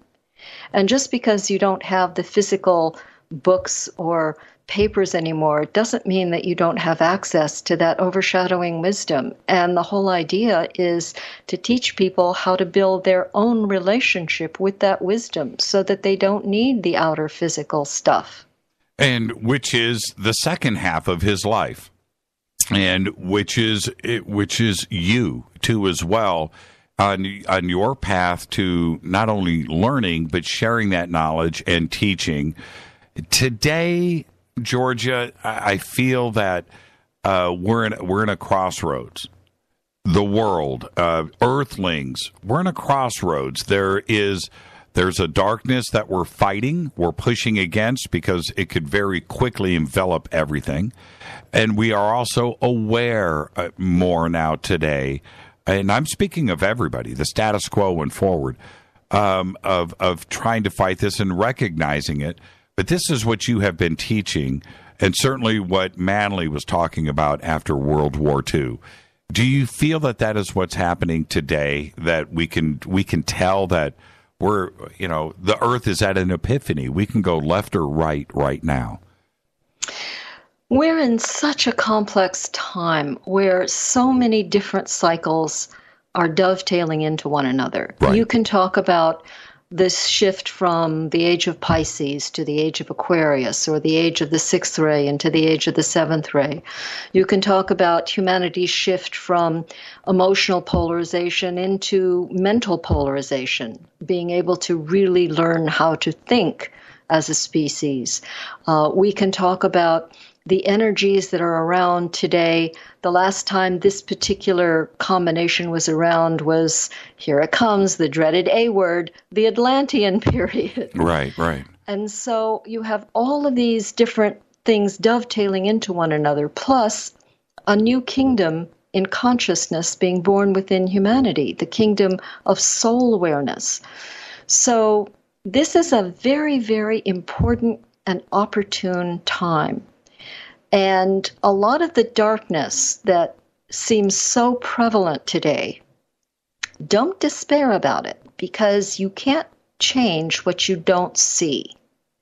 And part of the work of transmutation is the conscious evocation of that darkness so that it can be seen, so that it can be changed, healed, and the new path be taken.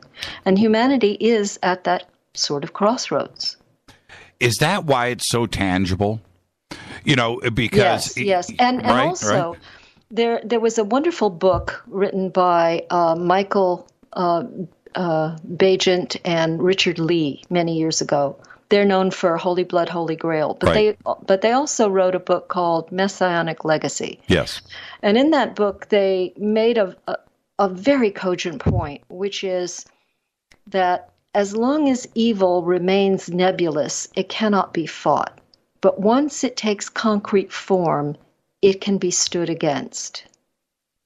Because in the let's talk about the 60s as the consciousness and that movement started to take hold. The darkness wasn't tangible. We talked about it. We warned about it. And then the 70s, 80s kind of roll around. But here in 2017, it is certainly a real thing, right? And that's when I say it's tangible. It's okay to talk about it in the years past, but it didn't mean anything to anybody because we were just being warned about something that wasn't there, right? It's... Well, I think, the cycles build on top of other cycles. And certainly the difference between World War I and World War II was just this. In World War I, that was the war that everybody wanted, nobody wanted. Nobody really knew how it started. But once started, it sort of took off. But it ended very nebulously. It became really concrete in World War II. And I'm sure you and your listeners know that there was a lot of occult stuff that went on in that war that made that war different than the wars that had gone before. And, so this evil taking concrete form at that particular time was a very tangible thing. And of course, you know, whenever you establish a polarity where nations karmically draw one another to be allies or to be enemies, it's like entering a dance, and patterns tend to shift back and forth between the players. And in a tangible way, this nation at the end of World War II took in a lot of that Nazi darkness, even in a physical way with Operation Paperclip. Right. And so it kind of took this in, and it went underground and sort of internalized. And now things are bubbling to the surface again as we move into another cycle. We were warned about this 5,000, 4,000, 3,000 years ago from so many different cultures. And those cultures didn't have the distractions of the media that we have today. It could be the media, it could be your job, it could be a lot of different things. But they were able to focus on the soul and the mind and understand those complexities that we have completely gotten away from. And now today we're starting to recognize that they were right, that there was something else to us as humans and our souls and who we are and all of those great questions that we have. Are we starting to realize now and starting to center ourselves with what our brain can do and what our souls really mean, and that the earth is alive? You know, we got away from it for almost 2,000 years. Right. And, you know, it's interesting you bring up the 2,000 years, because there are certain energetic cycles that are about 2,500 years. And for the past 2,500 years, the energy has been such that the spiritual quest was very particular. The spiritual seeker could move on that path via religion or philosophy, but not much else. And the teaching was that matter was bad, the bodies are bad, beat them into submission, get to nirvana as quickly as possible. And so it left the fields of science and politics and business open to those that would misuse these fields. And certainly that is what's happened. Now, as we change the energy moving into this next stage, the whole intent is not just the aspiration of matter upward towards spirit, but it's also spirit reinvesting in matter. And so that divinity that humanity has reached philosophically now must be brought to earth. You know, the Lord's Prayer says, "Thy kingdom come, thy will be done on earth as it is in heaven." We have to now reclaim all of human activities in service to the spiritual path, to the Christ, if you like. And this is difficult because in the last age, we didn't have to work with matter. Now we do. And that means cleaning up the matter that we've made a mess of, and our relationship with the other kingdoms in nature and the living planet itself. Do you think that those dark forces that not only Manly referred to, but so many other, bright people on this planet, that there is something or somebody that is, trying to control and trying to run things in their own way, and they don't care about us, and they are there? Do you think that they almost won this battle until very recently, and now we're, like I said, we're right at the crossroads of really good things happening? Well, I am always the optimist when it comes to the unfolding of spirit, because no matter how strong the personality, the form nature is, it's not stronger than the soul that created it. And no matter how dark things look, there is a light overshadowing that we can't see in manifestation yet. Right. But it's already becoming far more causative than ever before. With all of the visualizations that we have today, right? YouTube and 500 cable channels and ISIS beheading videos and what have you, everything there that is trying to just beat our minds into submission and try to, it's like they don't want us to be happy, right? They just want us to live in fear and be bummed out. Well, look at this as a strategy. Right. From time immemorial, there have been two great weapons that have been used by politicians and religious leaders, and those weapons are fear and guilt. Fear is a negative attachment to the future. Guilt is a negative attachment to the past, right. And both paralyze the present. We have to turn fear into hope, which is a positive attachment to the future. And we have to turn guilt into understanding and compassion, which is a positive attachment to the past, and that empowers the present. Do you think that we're exhausted, right? With the fear, with the guilt, with the constant beating down from the media, for everybody on this planet in all directions, that we're just like, you know what, enough is enough. We're tired of this, and we need something new. Do you feel that we're at that point? Pretty close. I mean, the thing about humanity is that we can always move forward. It's always our free will choice, but it's a choice we rarely take. We wait until our backs are up against the wall and there's no place else to go. And then, we're so miserable, we're ready to try anything, even spirituality. Because I think all of us are just like, okay, uncle, right? We're ready to tap out here. This 25-year thing that we've had with Iraq. You mentioned World War II, 5 years in and out, right? This has been a 25-year mental beatdown on everybody that's now involving just about every country in the Middle East and certainly in the world has been involved with this in one way or another, and it's just exhausting. It is exhausting.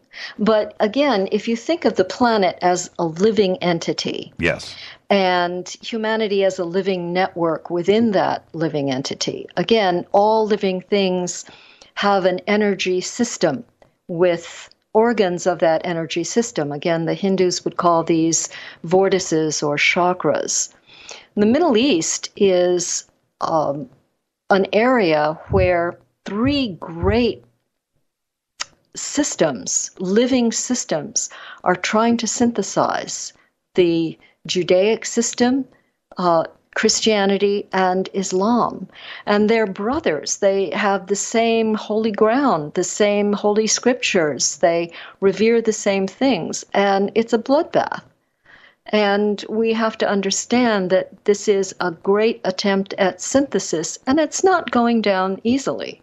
Now, let's take a break right here, because when we come back, Georgia is going to tell us what to do about it. This is Fade to Black. I'm your host, Jimmy Church. Our guest tonight, Georgia Lambert. Amazing, fascinating conversation so far, and that's exactly what we need. We need to know what to do next. And Georgia, stay right there. I can't wait to hear what you have to say about that. This is Fade to Black. I'm your host, Jimmy Church. We'll be right back.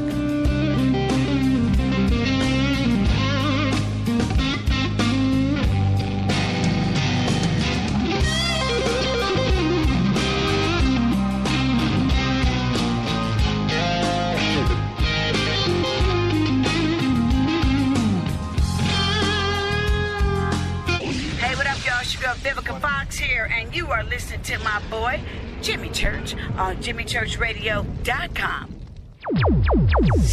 Despite popular opinion, reading a book will not make you smarter.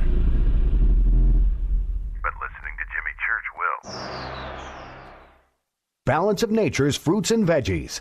I had gout in both my knees, and it's gone. Well, I'm pretty stupid. I should have ordered it 15 years ago. Best thing I ever got in my... It's the most effective product that I've ever bought in my life. He had eczema on his hand, and it cracked for years. Mm-hmm. He did anything from doctor, every cream, everything. And 3 months on the veggies and fruit, it was gone. They're just awesome. They keep asking me, what am I doing? I told them what I did with my cholesterol. I had the blood test, right? And it went down 100 points. 262, now it's 162. Everything is just perfect. Call now to find out how to get your free month's supply of Balance of Nature. Call 800-2468-751. That's 800-2468-751. Call now, 800-2468-751. Or go online to balanceofnature.com. Use promo code TSL. Would odors, mold, and mildew describe your basement or crawl space? It doesn't have to be that way. Transform them into a fresh, healthy, usable one with the technologically advanced Wave moisture control units. The computerized operation maximizes moisture control and also expels harmful radon, combustion gases, and numerous other pollutants. Dehumidifiers are old technology that do nothing for air quality and waste energy. Wave units are intelligent, self-monitoring, do not need maintenance, and will save you hundreds in electricity. Wave units are still running effectively over 15 years. They've been tested and installed in public and military housing and by property managers nationwide. Buy a unit now, and if your home is not fresher and drier, you can return it for a full refund for up to 12 months. What have you got to lose? Call now. 1-888-618-WAVE. 1-888-618-WAVE. Or visit mydryhome.com. That's mydryhome.com. Wave Home Solutions for a healthy, comfortable home. What's up, Fadernauts? Studio Dome loves Fade to Black and the F2B audience so much that they have put together the ultimate stereo Bluetooth system. They've done it just for you. Man, check this out. The Studio Dome SBB2 stereo system is here. It's featuring two Studio Boombox 2 SBB2 wireless Bluetooth speakers, packed in its own custom hardshell case. This Studio Dome system features the very latest in stereo Bluetooth technology. The two full-range boomboxes are in true wireless stereo. You've got to hear this. It's amazing. It's just $129, and use the promo code JCRTWS, and you'll also get free shipping. It's simple. Just go to jimmychurchradio.com, click on the Studio Dome banner. Go Beckley Tepe. This is Kristen, Erica, Brittany, Gabby, and you're listening to JChurchRadio.com. It's not a lifestyle we chose. We were born this way. KGRARadio.com.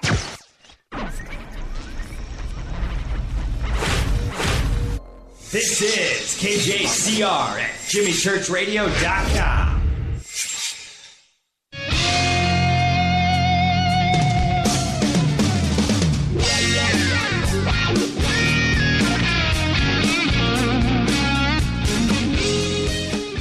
All right, welcome back. Fade to Black, Bespoke Radio on the Game Changer Network and KGRA The Planet. I'm your host, Jimmy Church. Our guest tonight, Georgia Lambert.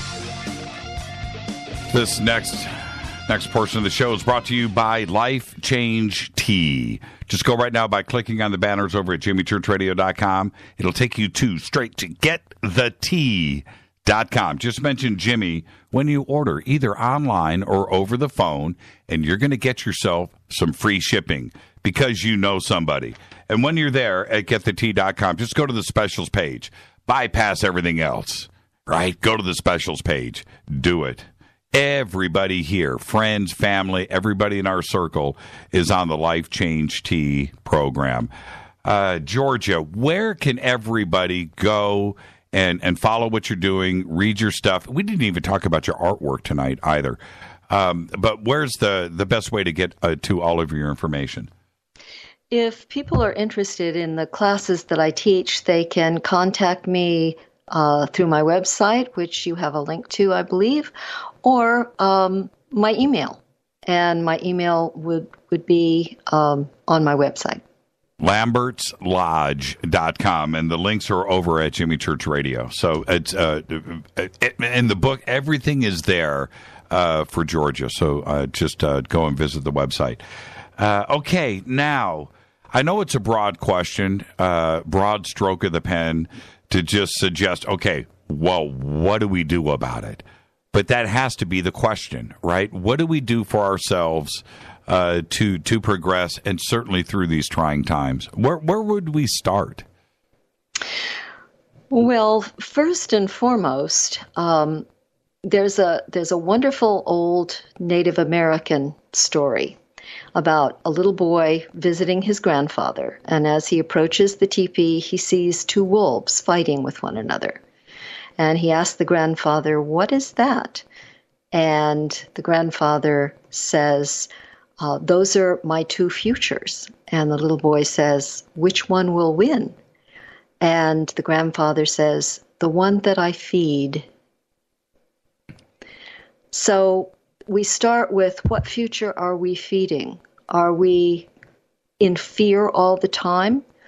If we're in fear all the time, that's where our thought is. You know, the old saying, energy follows thought. Force follows attention. Recognition produces relationship. If we're focused on what horrible things can happen, that's the wolf that we're feeding. It doesn't mean that we don't have to deal with that wolf in the present moment, but we can see beyond that, and we can begin to shape our thought towards something aspirational, something positive, and feed that. That's where everyone can start, no matter where they are on the path. The next thing would be for people to allow themselves to be drawn to some teacher or teaching that suits them, because there's no one right way for everybody. Some people gravitate towards Eastern systems.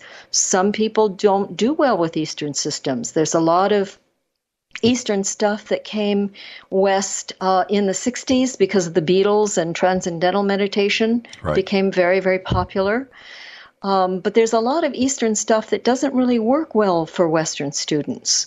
And this is not usually explained. So individuals need to go through their own period of what I call spiritual smorgasbording to find out a bunch of stuff that's out there and what seems to resonate with them, and then to find something that they can sort of toe in and work with for a while. It may not be for the whole rest of their life. It may just give them what they need for this particular period on the path, and then they'll be attracted to something else. And it's a growing, learning, unfolding sort of experience. How does one know when they are ready? What are the signs that they need to look for? Well, it's said that there are three motivations on the spiritual path. The first one is the need to escape pain, which is a selfish motivation, but it's where everybody starts. Life is so horrible, again, that they're ready to try anything, even spirituality. And so they sort of begin to seek because they're in pain. Later on the path, they continue to seek not because they're running away from something, but because they're moving towards something. A spiritual ideal, an avatar they admire, a lineage that they're drawn to, and they begin to work with that. And then further down on the path, the motive becomes service to humanity. And now we're getting into the realm of what is called the vow of the Bodhisattva, which is to remain behind on this dark star until all of humanity makes it. And when you teach and you have a course, do you have? And I don't want to sound, break this down to a trivial level, but is there like a beginner? Where you're spoon feeding a little bit, and yes. and then, because some of this can be very heavy, and you really have to understand yourself to get through this. So, is there a beginning class for beginners? Yes. It's a class. It's about a 2-year class, but people don't have to sign up for the whole thing. They just come as long as they think they're getting something out of it. Right. And it's a progressive kind of experience where the rudiments of meditation work are taught, and that builds in certain things. And then you move on to a little bit more advanced technique, and then that builds in certain things. And so it's a gradual unfolding process, along with information, esoteric subjects, information, so on and so forth. But it's thrown back in the lap of the student. When we die, we don't get to take our libraries with us. We don't get to take our tapes and our videos and all of that. The only thing we get to take with us is what is built within us the changes in our own consciousness and the mastery we've been able to achieve over our own matter. And so that's really what it's about. The information is important, but only in the sense that it enables people to embody the spiritual ideal. Meditation comes in many forms. Yes. It does. And talk to me about that a little bit. And for the audience, we get the word, and I think we have a very smart audience here that, some do meditate and understand it. But for those that don't, let's talk about that for a second, the different forms of meditation and achieving that and why it's so important. Well, meditation is kind of like the word dance. As you say, there are many, many different forms of it. And particularly here in the West, a lot of what is called meditation isn't really meditation yet. It's one of the earlier disciplines. Generally, the categories are relaxation techniques, which focus primarily on the physical body. You have things like relaxation response by Dr. Benson that was popular in the 60s at the same time that transcendental meditation was popular. And basically, it's just various means of relaxing the physical body. That in itself is a good thing. It does a lot of good things for you. It lowers your blood pressure. It mitigates against the effects of stress. It produces an alpha brainwave, which is that relaxed state that we achieve when we're very relaxed or just starting to slip off into sleep. It's a very creative stage. And a lot of techniques out on the market are techniques that produce an alpha brainwave. The problem is that after about 3 years of that sort of discipline, people tend to get spacey and are unable to really focus and wield their will. So after about 3 years, you need to move on to something else. Another category, aside from relaxation techniques, are visualization techniques. And these are exactly what the name implies. They're picture making. And that can range from, the athlete imagining the game and winning the game and the sounds of the crowd and the cheers and trying to set that up beforehand, or the bodybuilder visualizing a specific muscle that they want to enlarge or increase, which aren't particularly spiritual ends, but it works. And the reason that it works is the brain doesn't really care if something's really out there or not. If you can make a good enough picture of a snarling dog jumping out at you, you can trigger your own adrenaline rush and the fight or flight mechanism. So the brain doesn't really care. If you make a good enough picture in your brain will act on it as if it were real. And so there are a lot of techniques on the market about visualizing being on a beach or some wonderful sacred space and having an animal come talk to you. These are ways of getting in touch with your subconscious, and that can be very helpful. But ultimately, picture making is picture making, and it's limited. Even if you're sitting there visualizing great energies pouring out through your chakras, it's still picture making. The next category, go ahead. No. I was just going to ask about the picture taking. Let's move on. Yeah. The next category is concentration techniques. These you won't see so much out in the marketplace because it's really hard. And if relaxation focuses primarily on the physical body and visualization focuses on the emotions, concentration is a mental discipline. Right. And it's difficult. And especially for adults that are used to doing things well, if they can't get it, the first few times they try, they say, oh, well, I'm really more spiritually advanced than that. I don't need that.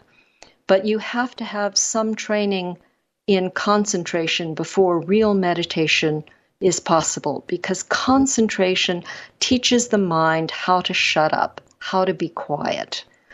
And it is only from that place of quiet can you listen to something that's more subtle than your own voice talking to you in your head.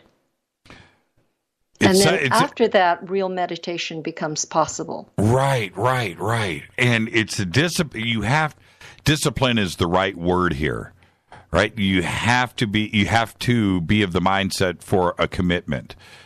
Right. Right. And then when you do get into real meditation, there are 3 great categories. There is what I call meditation for sanctuary, for nurturing, to be able to move up into that spiritual life, to take a breath, you know.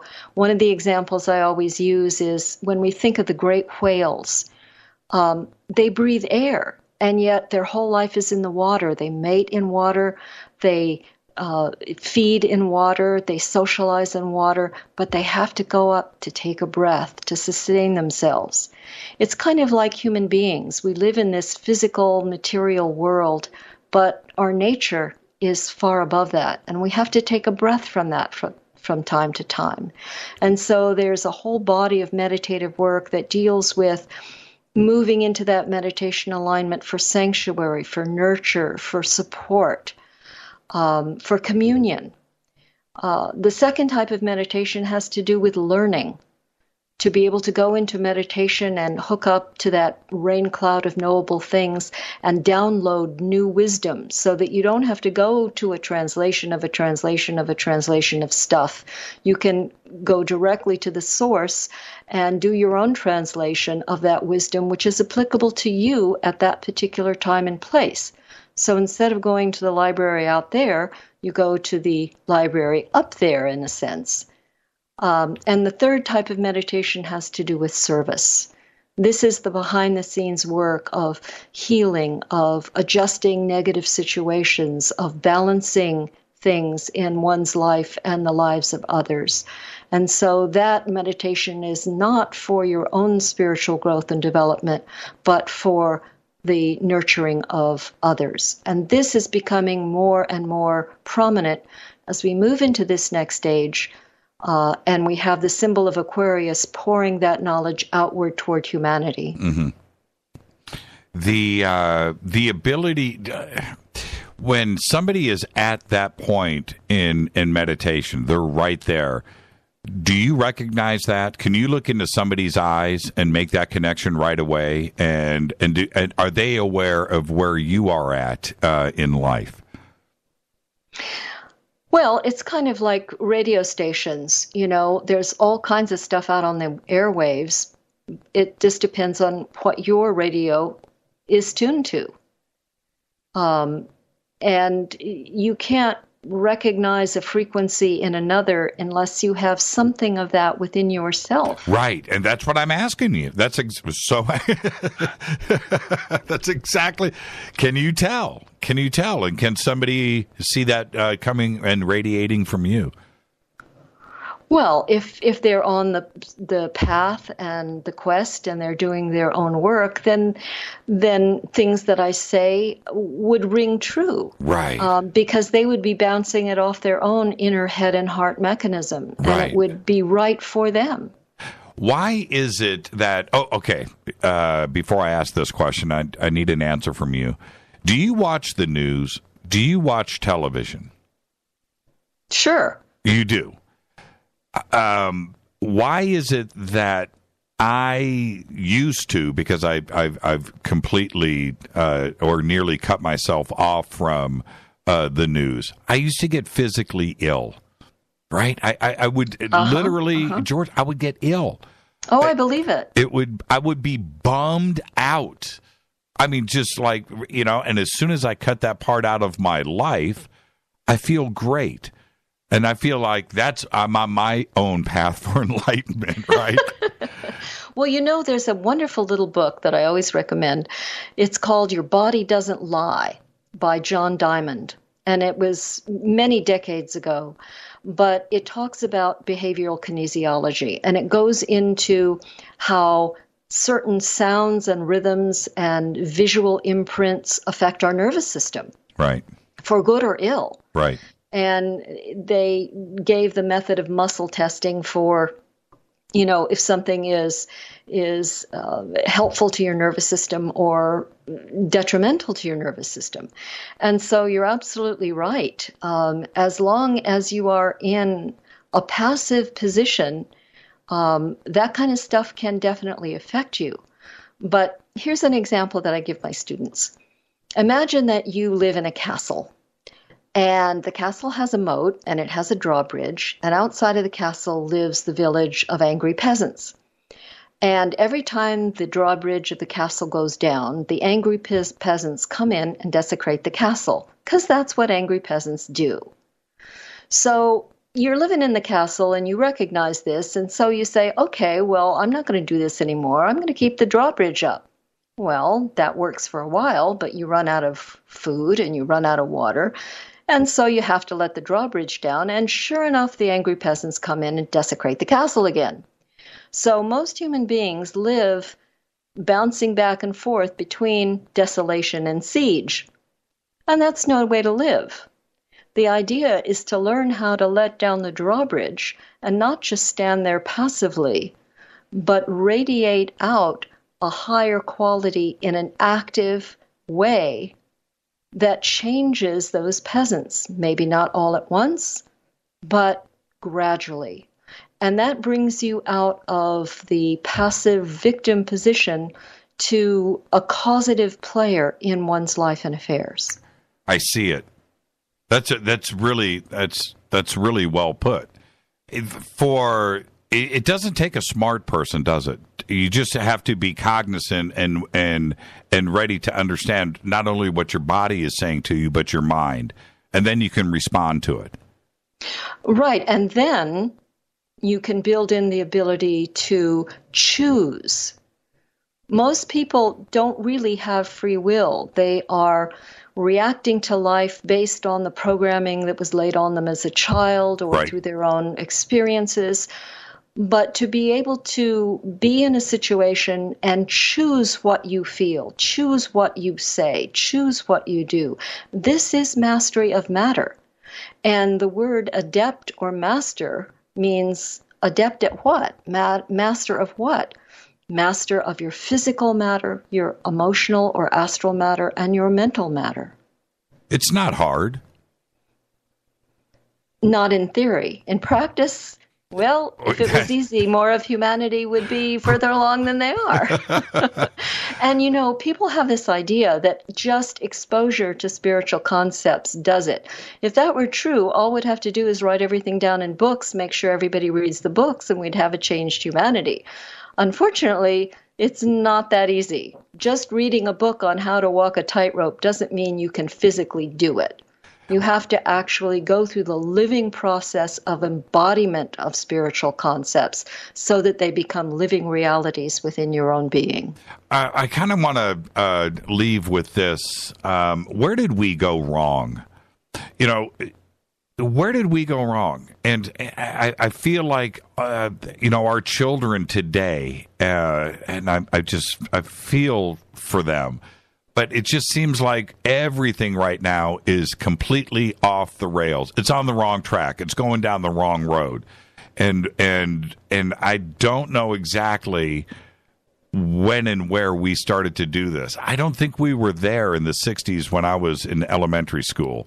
And in the 70s, you know, I just felt like we were still kind of cool. But today, I don't know how we can get the car back on the road.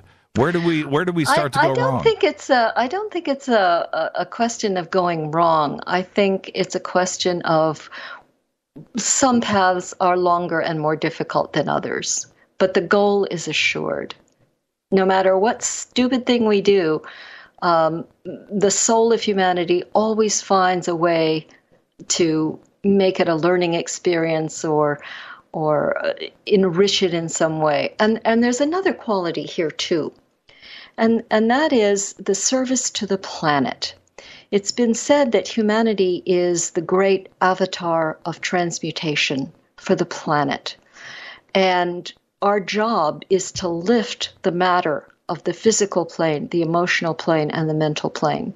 And we can't lift what we're not in touch with. So every descent into the valley, unpleasant though it is an opportunity to lift the matter of that valley up into greater light. I've often said that humanity and Earth itself and us, that we're we're about 22 years old, right? We're about 22. Just graduated college, and now we're starting to realize that life is responsible and the party days are behind us and the irresponsibility is behind us. And that's where we are now. We're starting to take this planet more serious, and the destruction and the paths that we have taken. We're now starting to grow up, and we want to settle down and take life a little bit more serious. Do you think that's where we're at right now? Yeah, I do. And we're realizing that what we physically do to this planet affects us all. If we put pollutants into the air or water, it affects all of us. And so, again, with our backs against the wall, we're forced to change. However, we need to take that same idea and apply it emotionally and mentally, because we don't see, because it's not tangible, we don't see the destruction of negative emotion and thought and the effects that has on the human family. We have yet to learn to be responsible mentally and emotionally as well as physically. I want to thank you for the conversation tonight. I was looking forward to this for a very long time. Just thank you so much. And my pleasure. How did you get so smart? Were you? I started really young, remember? I mean, was there a point in your life where you were like, man, I don't know nothing? You know, I mean, there's always more to learn. I mean, no matter where you are on the path, there's always a huge vista in front of you. Just thank you so much, and again, I can't wait to get you back on. I told everybody as we opened up the show tonight that everybody would realize that tonight is just part one, and I want to thank you, and I can't wait for part two. Thank you so much, Georgia. My pleasure. Great conversation. Georgia Lambert, everybody, and please, the website is lambertslodge.com. It's right there over at Jimmy Church Radio. Go and click on it. Her email is there. Anything that you need, let's go and get it done. lambertslodge.com. Georgia Lambert, this is Fade to Black. I'm your host, Jimmy Church. Follow me on Twitter at JChurchRadio. Email is jimmy@jimmychurchradio.com. Head over to Lambert's Lodge and start your path to enlightenment. I'll be right back. Stay with us.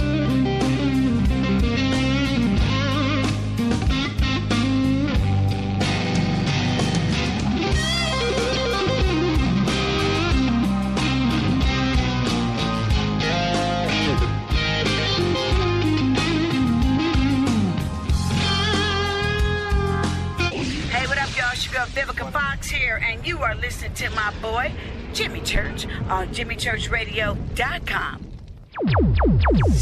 Despite popular opinion, reading a book will not make you smarter. But listening to Jimmy Church will. Balance of Nature's fruits and veggies. I had gout in both my knees, and it's gone. Well, I'm pretty stupid. I should have ordered it 15 years ago. Best thing I ever got in my. It's the most effective product that I've ever bought in my life. He had eczema on his hand, and it cracked for years. He did anything from doctor, every cream, everything. And 3 months on the veggies and fruit, it was gone. They're just awesome. They keep asking me, what am I doing? I told them what I did with my cholesterol. I had the blood test, right? And it went down 100 points. 262, now it's 162. Everything is just perfect. Call now to find out how to get your free month's supply of Balance of Nature. Call 800-2468-751. That's 800-2468-751. Call now, 800-2468-751.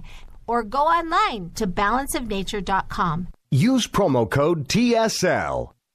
Would odors, mold, and mildew describe your basement or crawl space? It doesn't have to be that way. Transform them into a fresh, healthy, usable one with the technologically advanced WAVE moisture control units. The computerized operation maximizes moisture control and also expels harmful radon, combustion gases, and numerous other pollutants. Dehumidifiers are old technology that do nothing for air quality and waste energy. WAVE units are intelligent, self-monitoring, do not need maintenance, and will save you hundreds in electricity. WAVE units are still running effectively effectively over 15 years. They've been tested and installed in public and military housing and by property managers nationwide. Buy a unit now, and if your home is not fresher and drier, you can return it for a full refund for up to 12 months. What have you got to lose? Call now. 1-888-618-WAVE. 1-888-618-WAVE. Or visit mydryhome.com. That's mydryhome.com. Wave Home Solutions for a healthy, comfortable home. What's up, Fadernauts? Studio Dome loves Fade to Black and the F2B audience so much that they have put together the ultimate stereo Bluetooth system. They've done it just for you. Man, check this out. The Studio Dome SBB2 stereo system is here. It's featuring 2 Studio Boombox 2 SBB2 wireless Bluetooth speakers, packed in its own custom hardshell case. This Studio Dome system features the very latest in stereo Bluetooth technology. The 2 full-range boomboxes are in true wireless stereo. You've got to hear this. It's amazing. It's just $129, and use the promo code JCRTWS, and you'll also get free shipping. It's simple. Just go to jimmychurchradio.com, click on the Studio Dome banner. Go Beckley Teppy. This is Kristen, Erica, Brittany, Gabby, and you're listening to JChurchRadio.com. It's not a lifestyle we chose. We were born this way. KGRARadio.com.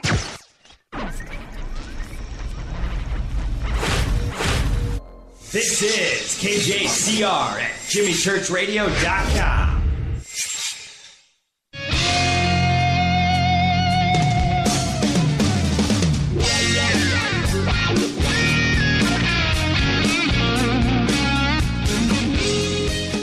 All right, welcome back. Fade to Black. Got a little distortion in my headphones. I don't know if that's going out across the airwaves. That's a bizarre sound. But nonetheless, Fade to Black. I want to thank Georgia Lambert. What an amazing conversation. And her website is right there. Go and click over at jimmychurchradio.com. And I can't wait to have her back on the show. So much to talk about. The Manly P. Hall stuff was absolutely amazing, too, as well. So what an enlightened and smart person she is. I can't wait to get her back on the show. Looking at everybody's reactions here, not only in Twitter, but in the chat rooms and the email that I've received during the show tonight, I think all of you got it, too, as well. I got a couple of emails going, dude, what took you so long? Why hasn't she been on the show before? Yes, I get that. But, you know, Georgia and I were talking about that before the show tonight. There's only so many days in the month and only so many months in the year. And, you know, we've got so many. We've got 3 first-time guests on the show this week.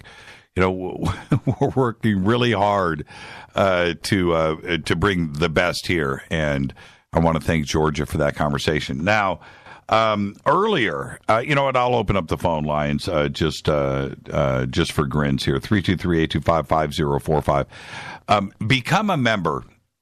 Become a member. Become a Fader Not Today. Go over to our membership area, click and become a member. This month, we are going to be giving away the Studio Dome system. We're going to have that drawing. That's part of becoming a member. But not only do you, get involved with the monthly drawings and all of that stuff and autographed hats and T-shirts and downloads and stuff, but it helps support the show. So please consider becoming a member today. And one of the things that you get with the membership is what I am doing right now, which is I have the Bunker Cam. And the Bunker Cam is in our membership area. It's a live feed here in the studio.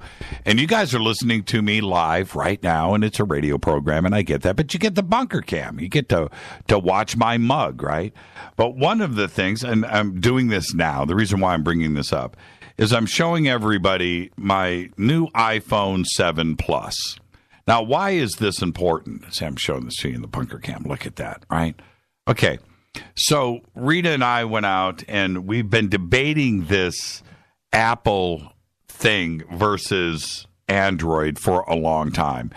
And we are as experienced on Android as anybody on the planet. And years ago, when smartphones started to come out, we immediately got a Windows phone. And I remember we were talking about this over the weekend, the day that we got the Windows phones, and we had spent at that time, the phones were $500 each, $1,000. And we searched all over Los Angeles. There was this specific Windows phone that was really cool.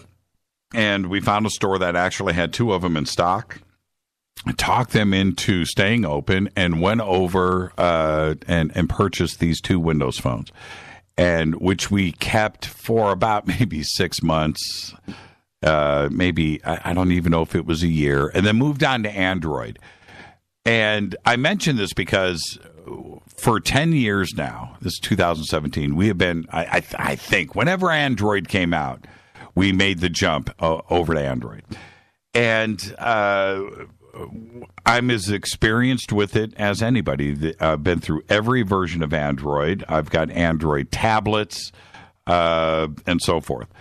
And making the switch over to Apple was a big deal. I was fighting it. One of the reasons why is because I knew the Android system inside and out, and I was comfortable with it. I just didn't think or want to, at this point in my life, to go and jump into another operating system and an Apple and so forth.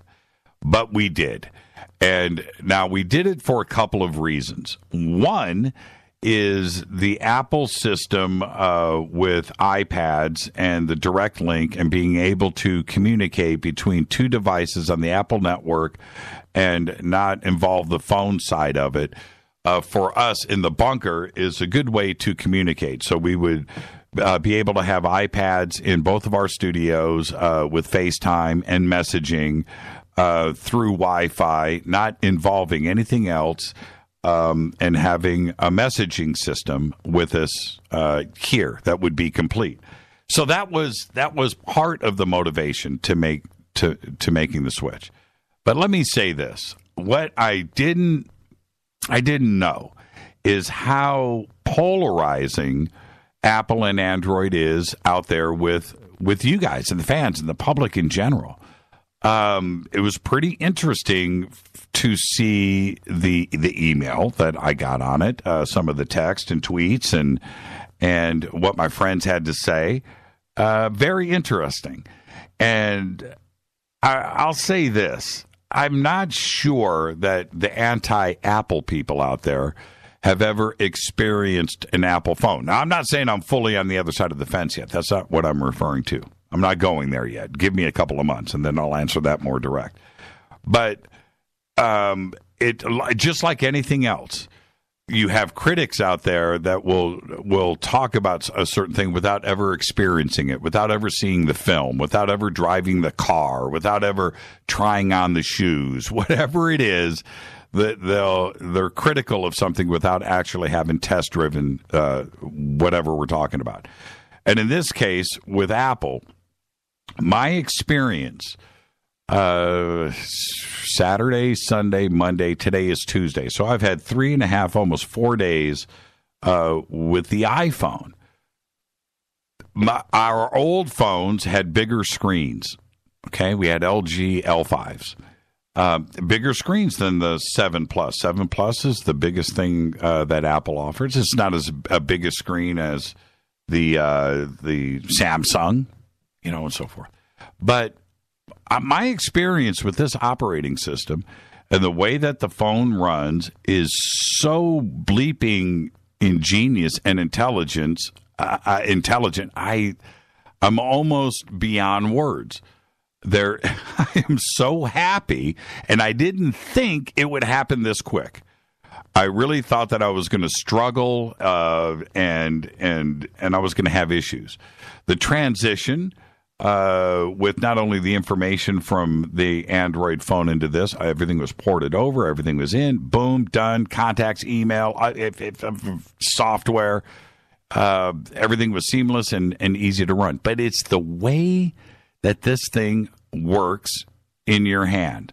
I'm blown away. I'm absolutely blown away with Apple. I'm blown away. Now, we haven't yet. We got iPads and a bunch of other integration stuff that we haven't fired up yet. We've spent 3 days. We had to work as well, and to get everything up to snuff. But I've got to say, everything from the camera to the way that the system runs, I'm blown away. I'm blown away. I resisted. And I don't know why we put up the fight. Now, I'm glad that we made the change at the 7 Plus end of the game. I always thought that the 5s and the 4s, those phones were too small, and I didn't really dig them. But the 7 Plus is an amazing phone, and I just can't believe it. So that I had to get that out of the way. I wanted to talk about that at the beginning of the show because the responses that I was getting was tripping me out. Like, you'll be a slave to iTunes, Jimmy. I've used both. That's from Mark Tarana. Yeah, the whole iTunes thing was pretty trippy for me, and I get that. But iTunes with me and the registration and getting everything done, I needed iTunes for like 2 things. Or 3, or 4. I had to download some programs to transfer files. So I did that. But other than that, Twitter and Facebook, I'm done with iTunes. I don't need the music library or anything. I am done. The phone, as I need it to function, is now ready to go. So as far as the iTunes thing, I'm not young, and I'm not downloading 50 programs a day and playing games on my phone and downloading albums and stuff like that. So I'm actually done with it. The phone, as I need it to function, which I need the internet, I need Twitter, I need possibly some GPS, but I need my phone to work, I need my contacts, and I need to be able to text. And that part of the phone it's stone cold sober. Who would have thought, and I'm done talking about this now, but who would have thought that you needed messaging to just be this intelligent and to operate this way and to have the keyboard run? I thought Android had it down and I was cool. No, I was wrong. I was absolutely wrong. Okay, so I'll give a full report. What about the iPhone headphones? Again, yes. Now, I haven't tried. I've got the headphones. I haven't used them yet because I don't really need them. I'm not listening to music and so forth and watching movies on my phone. I'm not doing that. I have other ways to do all of that in my life. But I get it, and I know that people do that, but not me. But I'm going to give a full rundown. Give me a month or two. All right?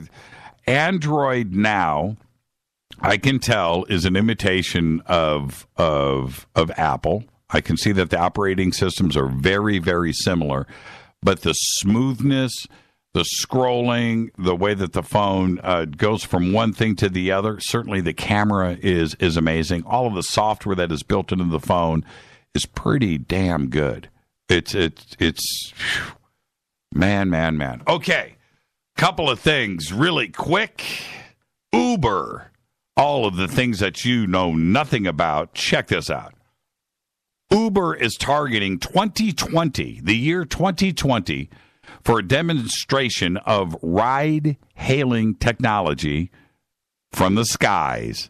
The company announced today at its Elevate Summit in Dallas that it has formed a partnership with cities and companies to develop flying cars and the infrastructure needed by machines that take off and land vertically in a backyard near you. Uber aims to deliver a working demo of the Uber Elevate network in time for the 2020 World Expo in Dubai. That's 2.5 years from now. And also announce partnerships with Dallas-Fort Worth, Texas, as well as companies as the Brazilian airplane manufacturer Embraer, Bell Helicopter, ChargePoint, and Aurora Flight Sciences. Now, I've said it. Once the drone technology was solid, drones, quadcopters, once that was solid, you only got to make it just a little bit bigger. And it's safe. I'm serious. I would ride in one. And there you go. Dallas-Fort Worth is going to be first up on the blocks. I don't even know if Dallas knows about this, but it's coming your way. Uber is right there. They've got a lot of problems with lawsuits and profitability, and they've got competition out there. The next thing is to have that smartphone of yours, the way that you hail an Uber right now. Just imagine having a sky cab, a flying car, show up in your driveway. Yeah, it's next. It's right there, man. I'm telling you, the technology is there. Well, a hunter, this is one of my feel-good stories of the day, a hunter who believed that he had taken down a pair of turkeys, turkey hunting. Well, he set out to find birds, only to discover his brother and a friend shot and wounded on the ground. Kenneth Dienst, who was out hunting with the victims on the opening day of turkey season in Kansas, accidentally shot the pair after mistaking their disguises for real birds. Some things, my friends, you just can't make up. And I love saying that every day on this show. The victims, identified as Gary Dienst and Justin Wiles, listen to this, had been hiding behind preserved turkey tail fans meant to act as a decoy to attract other birds. Now, what doofus, right, disguises himself as a turkey and doesn't expect to get shot? Where's the intelligence here? Now, all of you turkey hunters out there, save the email. I don't want to hear it. Jimmy, you don't know anything about turkey hunting, man. You got to run around with turkey feathers on your butt and lie down in the grass to attract the other. You know what? You do something like that and you get shot, it's your own fault. It's the funniest thing I've read all year on Fade to Black. Now, one of my favorite actors, Tom Hardy. Love Tom Hardy. So does Rita. Love Tom Hardy. Everything that he does. Well, check this out. Tom Hardy chased down and caught a thief accused of stealing a moped near his home in London in the suburb of Richmond. This happened yesterday. And it turns out that Hardy showed off some serious action hero skills after two young men crashed the moped into a Mercedes at a busy intersection and then fled the scene. Hardy turns into 007. That's right. He ran after one of the alleged thieves in a chase that took him through gardens. He jumped over walls during this pursuit, ultimately grabbing the guy by the scruff of the neck, patted him down for weapons, placed him under citizen's arrest, and reports are that he even checked their IDs before the police got there. And all I got to say is, my man, Tom Hardy. The founder of Wikipedia has announced plans for a crowd-funded news website offering stories by journalists and volunteers working together in an initiative he hopes will counter the spread of fake news. Yeah, there's my man right there, Tom Hardy. Tom Hardy. There you go. Tom Hardy. Amazing. That's right. Jimmy Wales said that the new platform, and they're calling it Wiki Tribune, would be free to read and carry no advertising, instead relying on supporters to fund it, while the accuracy of the articles will be easily verifiable as source material would be published. Now, the initial goal is to raise sufficient funds to hire 10 professional journalists. The website is set up to encourage supporters to give $10 a month, but the amount and frequency of gifts can be easily modified. There you go. Wikipedia. You know, I got this email. I don't know if it was today or yesterday, but I got this long, passionate email that that I was pro-CIA and anti-Wikipedia with my reporting here. And I'm just like, dude, do you even listen to the show? I am just quoting other sources here when I talk about Wikipedia. Wikipedia is needed. I am proud, right? But there is a point where things need to be vetted and controlled. And that's my point. That's the freedom of information is something that we need. So don't ever take what I'm saying as wrong. If I'm being critical about Wikipedia, it's for the obvious reasons. All right? What Wikipedia has done, incredible. Absolutely incredible. All right. It just bothers me when some people, talk about, I cannot control what people say. I cannot control what people think about this show or what I talk about. But it alarms me when people critique when they are obviously not listening. If you're going to send something like that, I mean, seriously, go back and listen to the show a second time, please, and then send the email. All right, there you go. A cheating husband. Now, I need you to just stop and listen to me for a second. I'm going to share this with you, and I need you to think about your life, all right? All right. When I talk about Android, when I talk about malware, when I talk about listening, when I talk about Google Home or Siri being activated. Siri was activated during this show tonight. That was pretty disturbing. It hasn't been activated since. I don't know what it. Hey Siri. Hey Siri. There it goes. Activated just like that. Are you reading this? Is it still quoting me? I can't see it. I'm looking at the back of my phone. How crazy is that? I'm not sure I understand. Well, I'm turning you off. Okay. All right. But this is what's happening now in our world, right? Now, check this out. A cheating husband here in the United States has been charged with killing his wife after police said data from her wearable fitness tracker contradicted his version of events. His name? Richard Debate.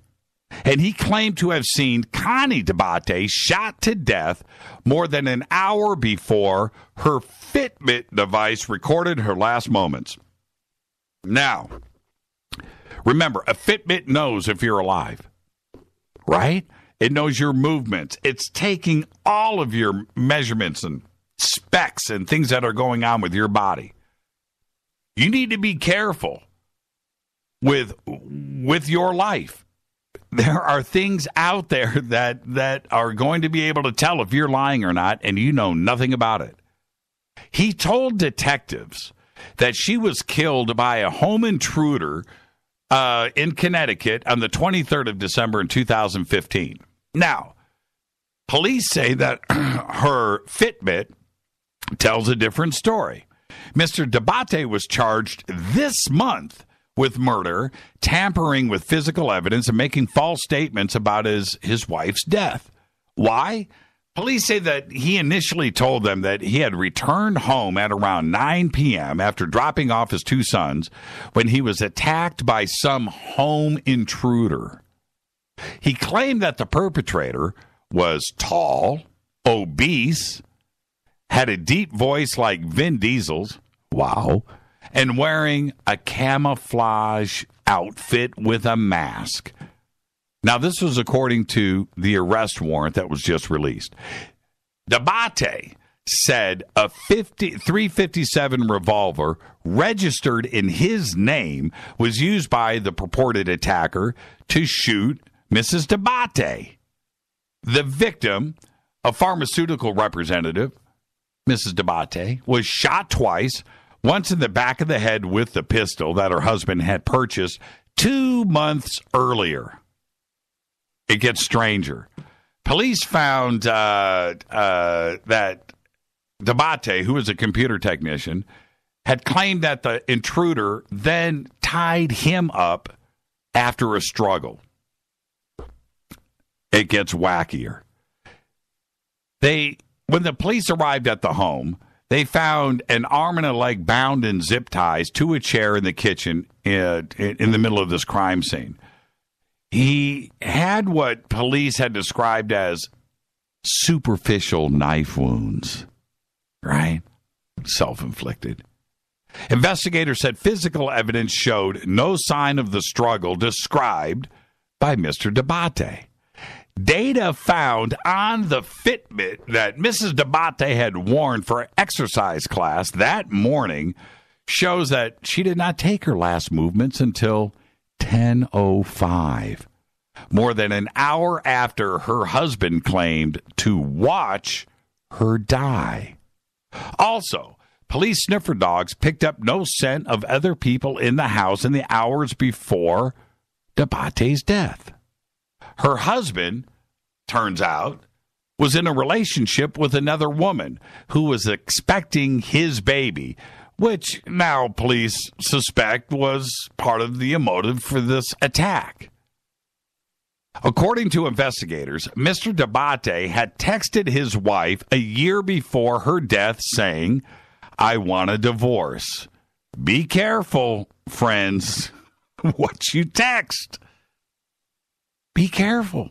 I mean, it's not about, I'm not saying if you're going to go out and commit crimes, be careful. What I'm saying is no matter what you do or say, it's preserved out there forever. How many times do you need to hear these warnings every single day? I hear them all the time. It seems like most people don't. You need to be careful. My emails for 15 years, before that I wasn't really emailing much, right? But my emails say nothing. I say nothing. Hey, how you doing? Great, cool, love ya, bye. I just don't say anything. I don't comment. I don't have passwords in my email. I don't talk about money or banks or this or that or my life or my personal life or those things just don't exist. I don't text. I don't tweet. I don't post. I just don't do it. Right? Think about it. Everything that you do or say is preserved out there. Just like with this Fitbit. If you're going to go out there and do something like, you need to be well aware of what is going on. Because it went further. Bank statements obtained by the Hartford Courant newspaper showed credit card charges from hotels, bouquets of flowers for his girlfriend, as well as strip clubs. Now, today, Dabate is not in custody. Why? He posted bail of $1 million. His next trial date is scheduled in 3 days on the 28th of April. But then, of course, his lawyer says he's innocent. He's innocent of all charges. You got to love it. This is Fade to Black. I'm your host, Jimmy Church. Got to thank Georgia Lambert. What a great conversation tonight. Absolutely amazing. Fade to Black's executive producers, Rita Kamarian. Show is produced by Hilton J. Paul, Mark D. Kovar, LJ3, Renee Jonas. Thank you. Dennis. Thank you, Bob. Announcers are Steve Harder, Gene Vitoa, Mark D. Kovar. Fady by Dale. Webmaster is Drew the Geek. Music, Doug Aldrich. Intro, Spaceboy. SpaceboyMusic.com. Fade to Black is produced by KJCR for the Game Changer Network. Syndication is KGRA, The Planet. Thank you to Georgia Lambert. This broadcast is owned and copyrighted 2017 by Fade to Black and the Game Changer Network. It cannot be rebroadcast, downloaded, copied, or used anywhere in the known universe without written permission from Fade to Black or the Game Changer Network. I'm your host, Jimmy Church. I'll see everybody tomorrow night. Carl Elberger right here. Follow me on Twitter at JChurchRadio. Until then, everybody be safe. Go Bagley Tappy.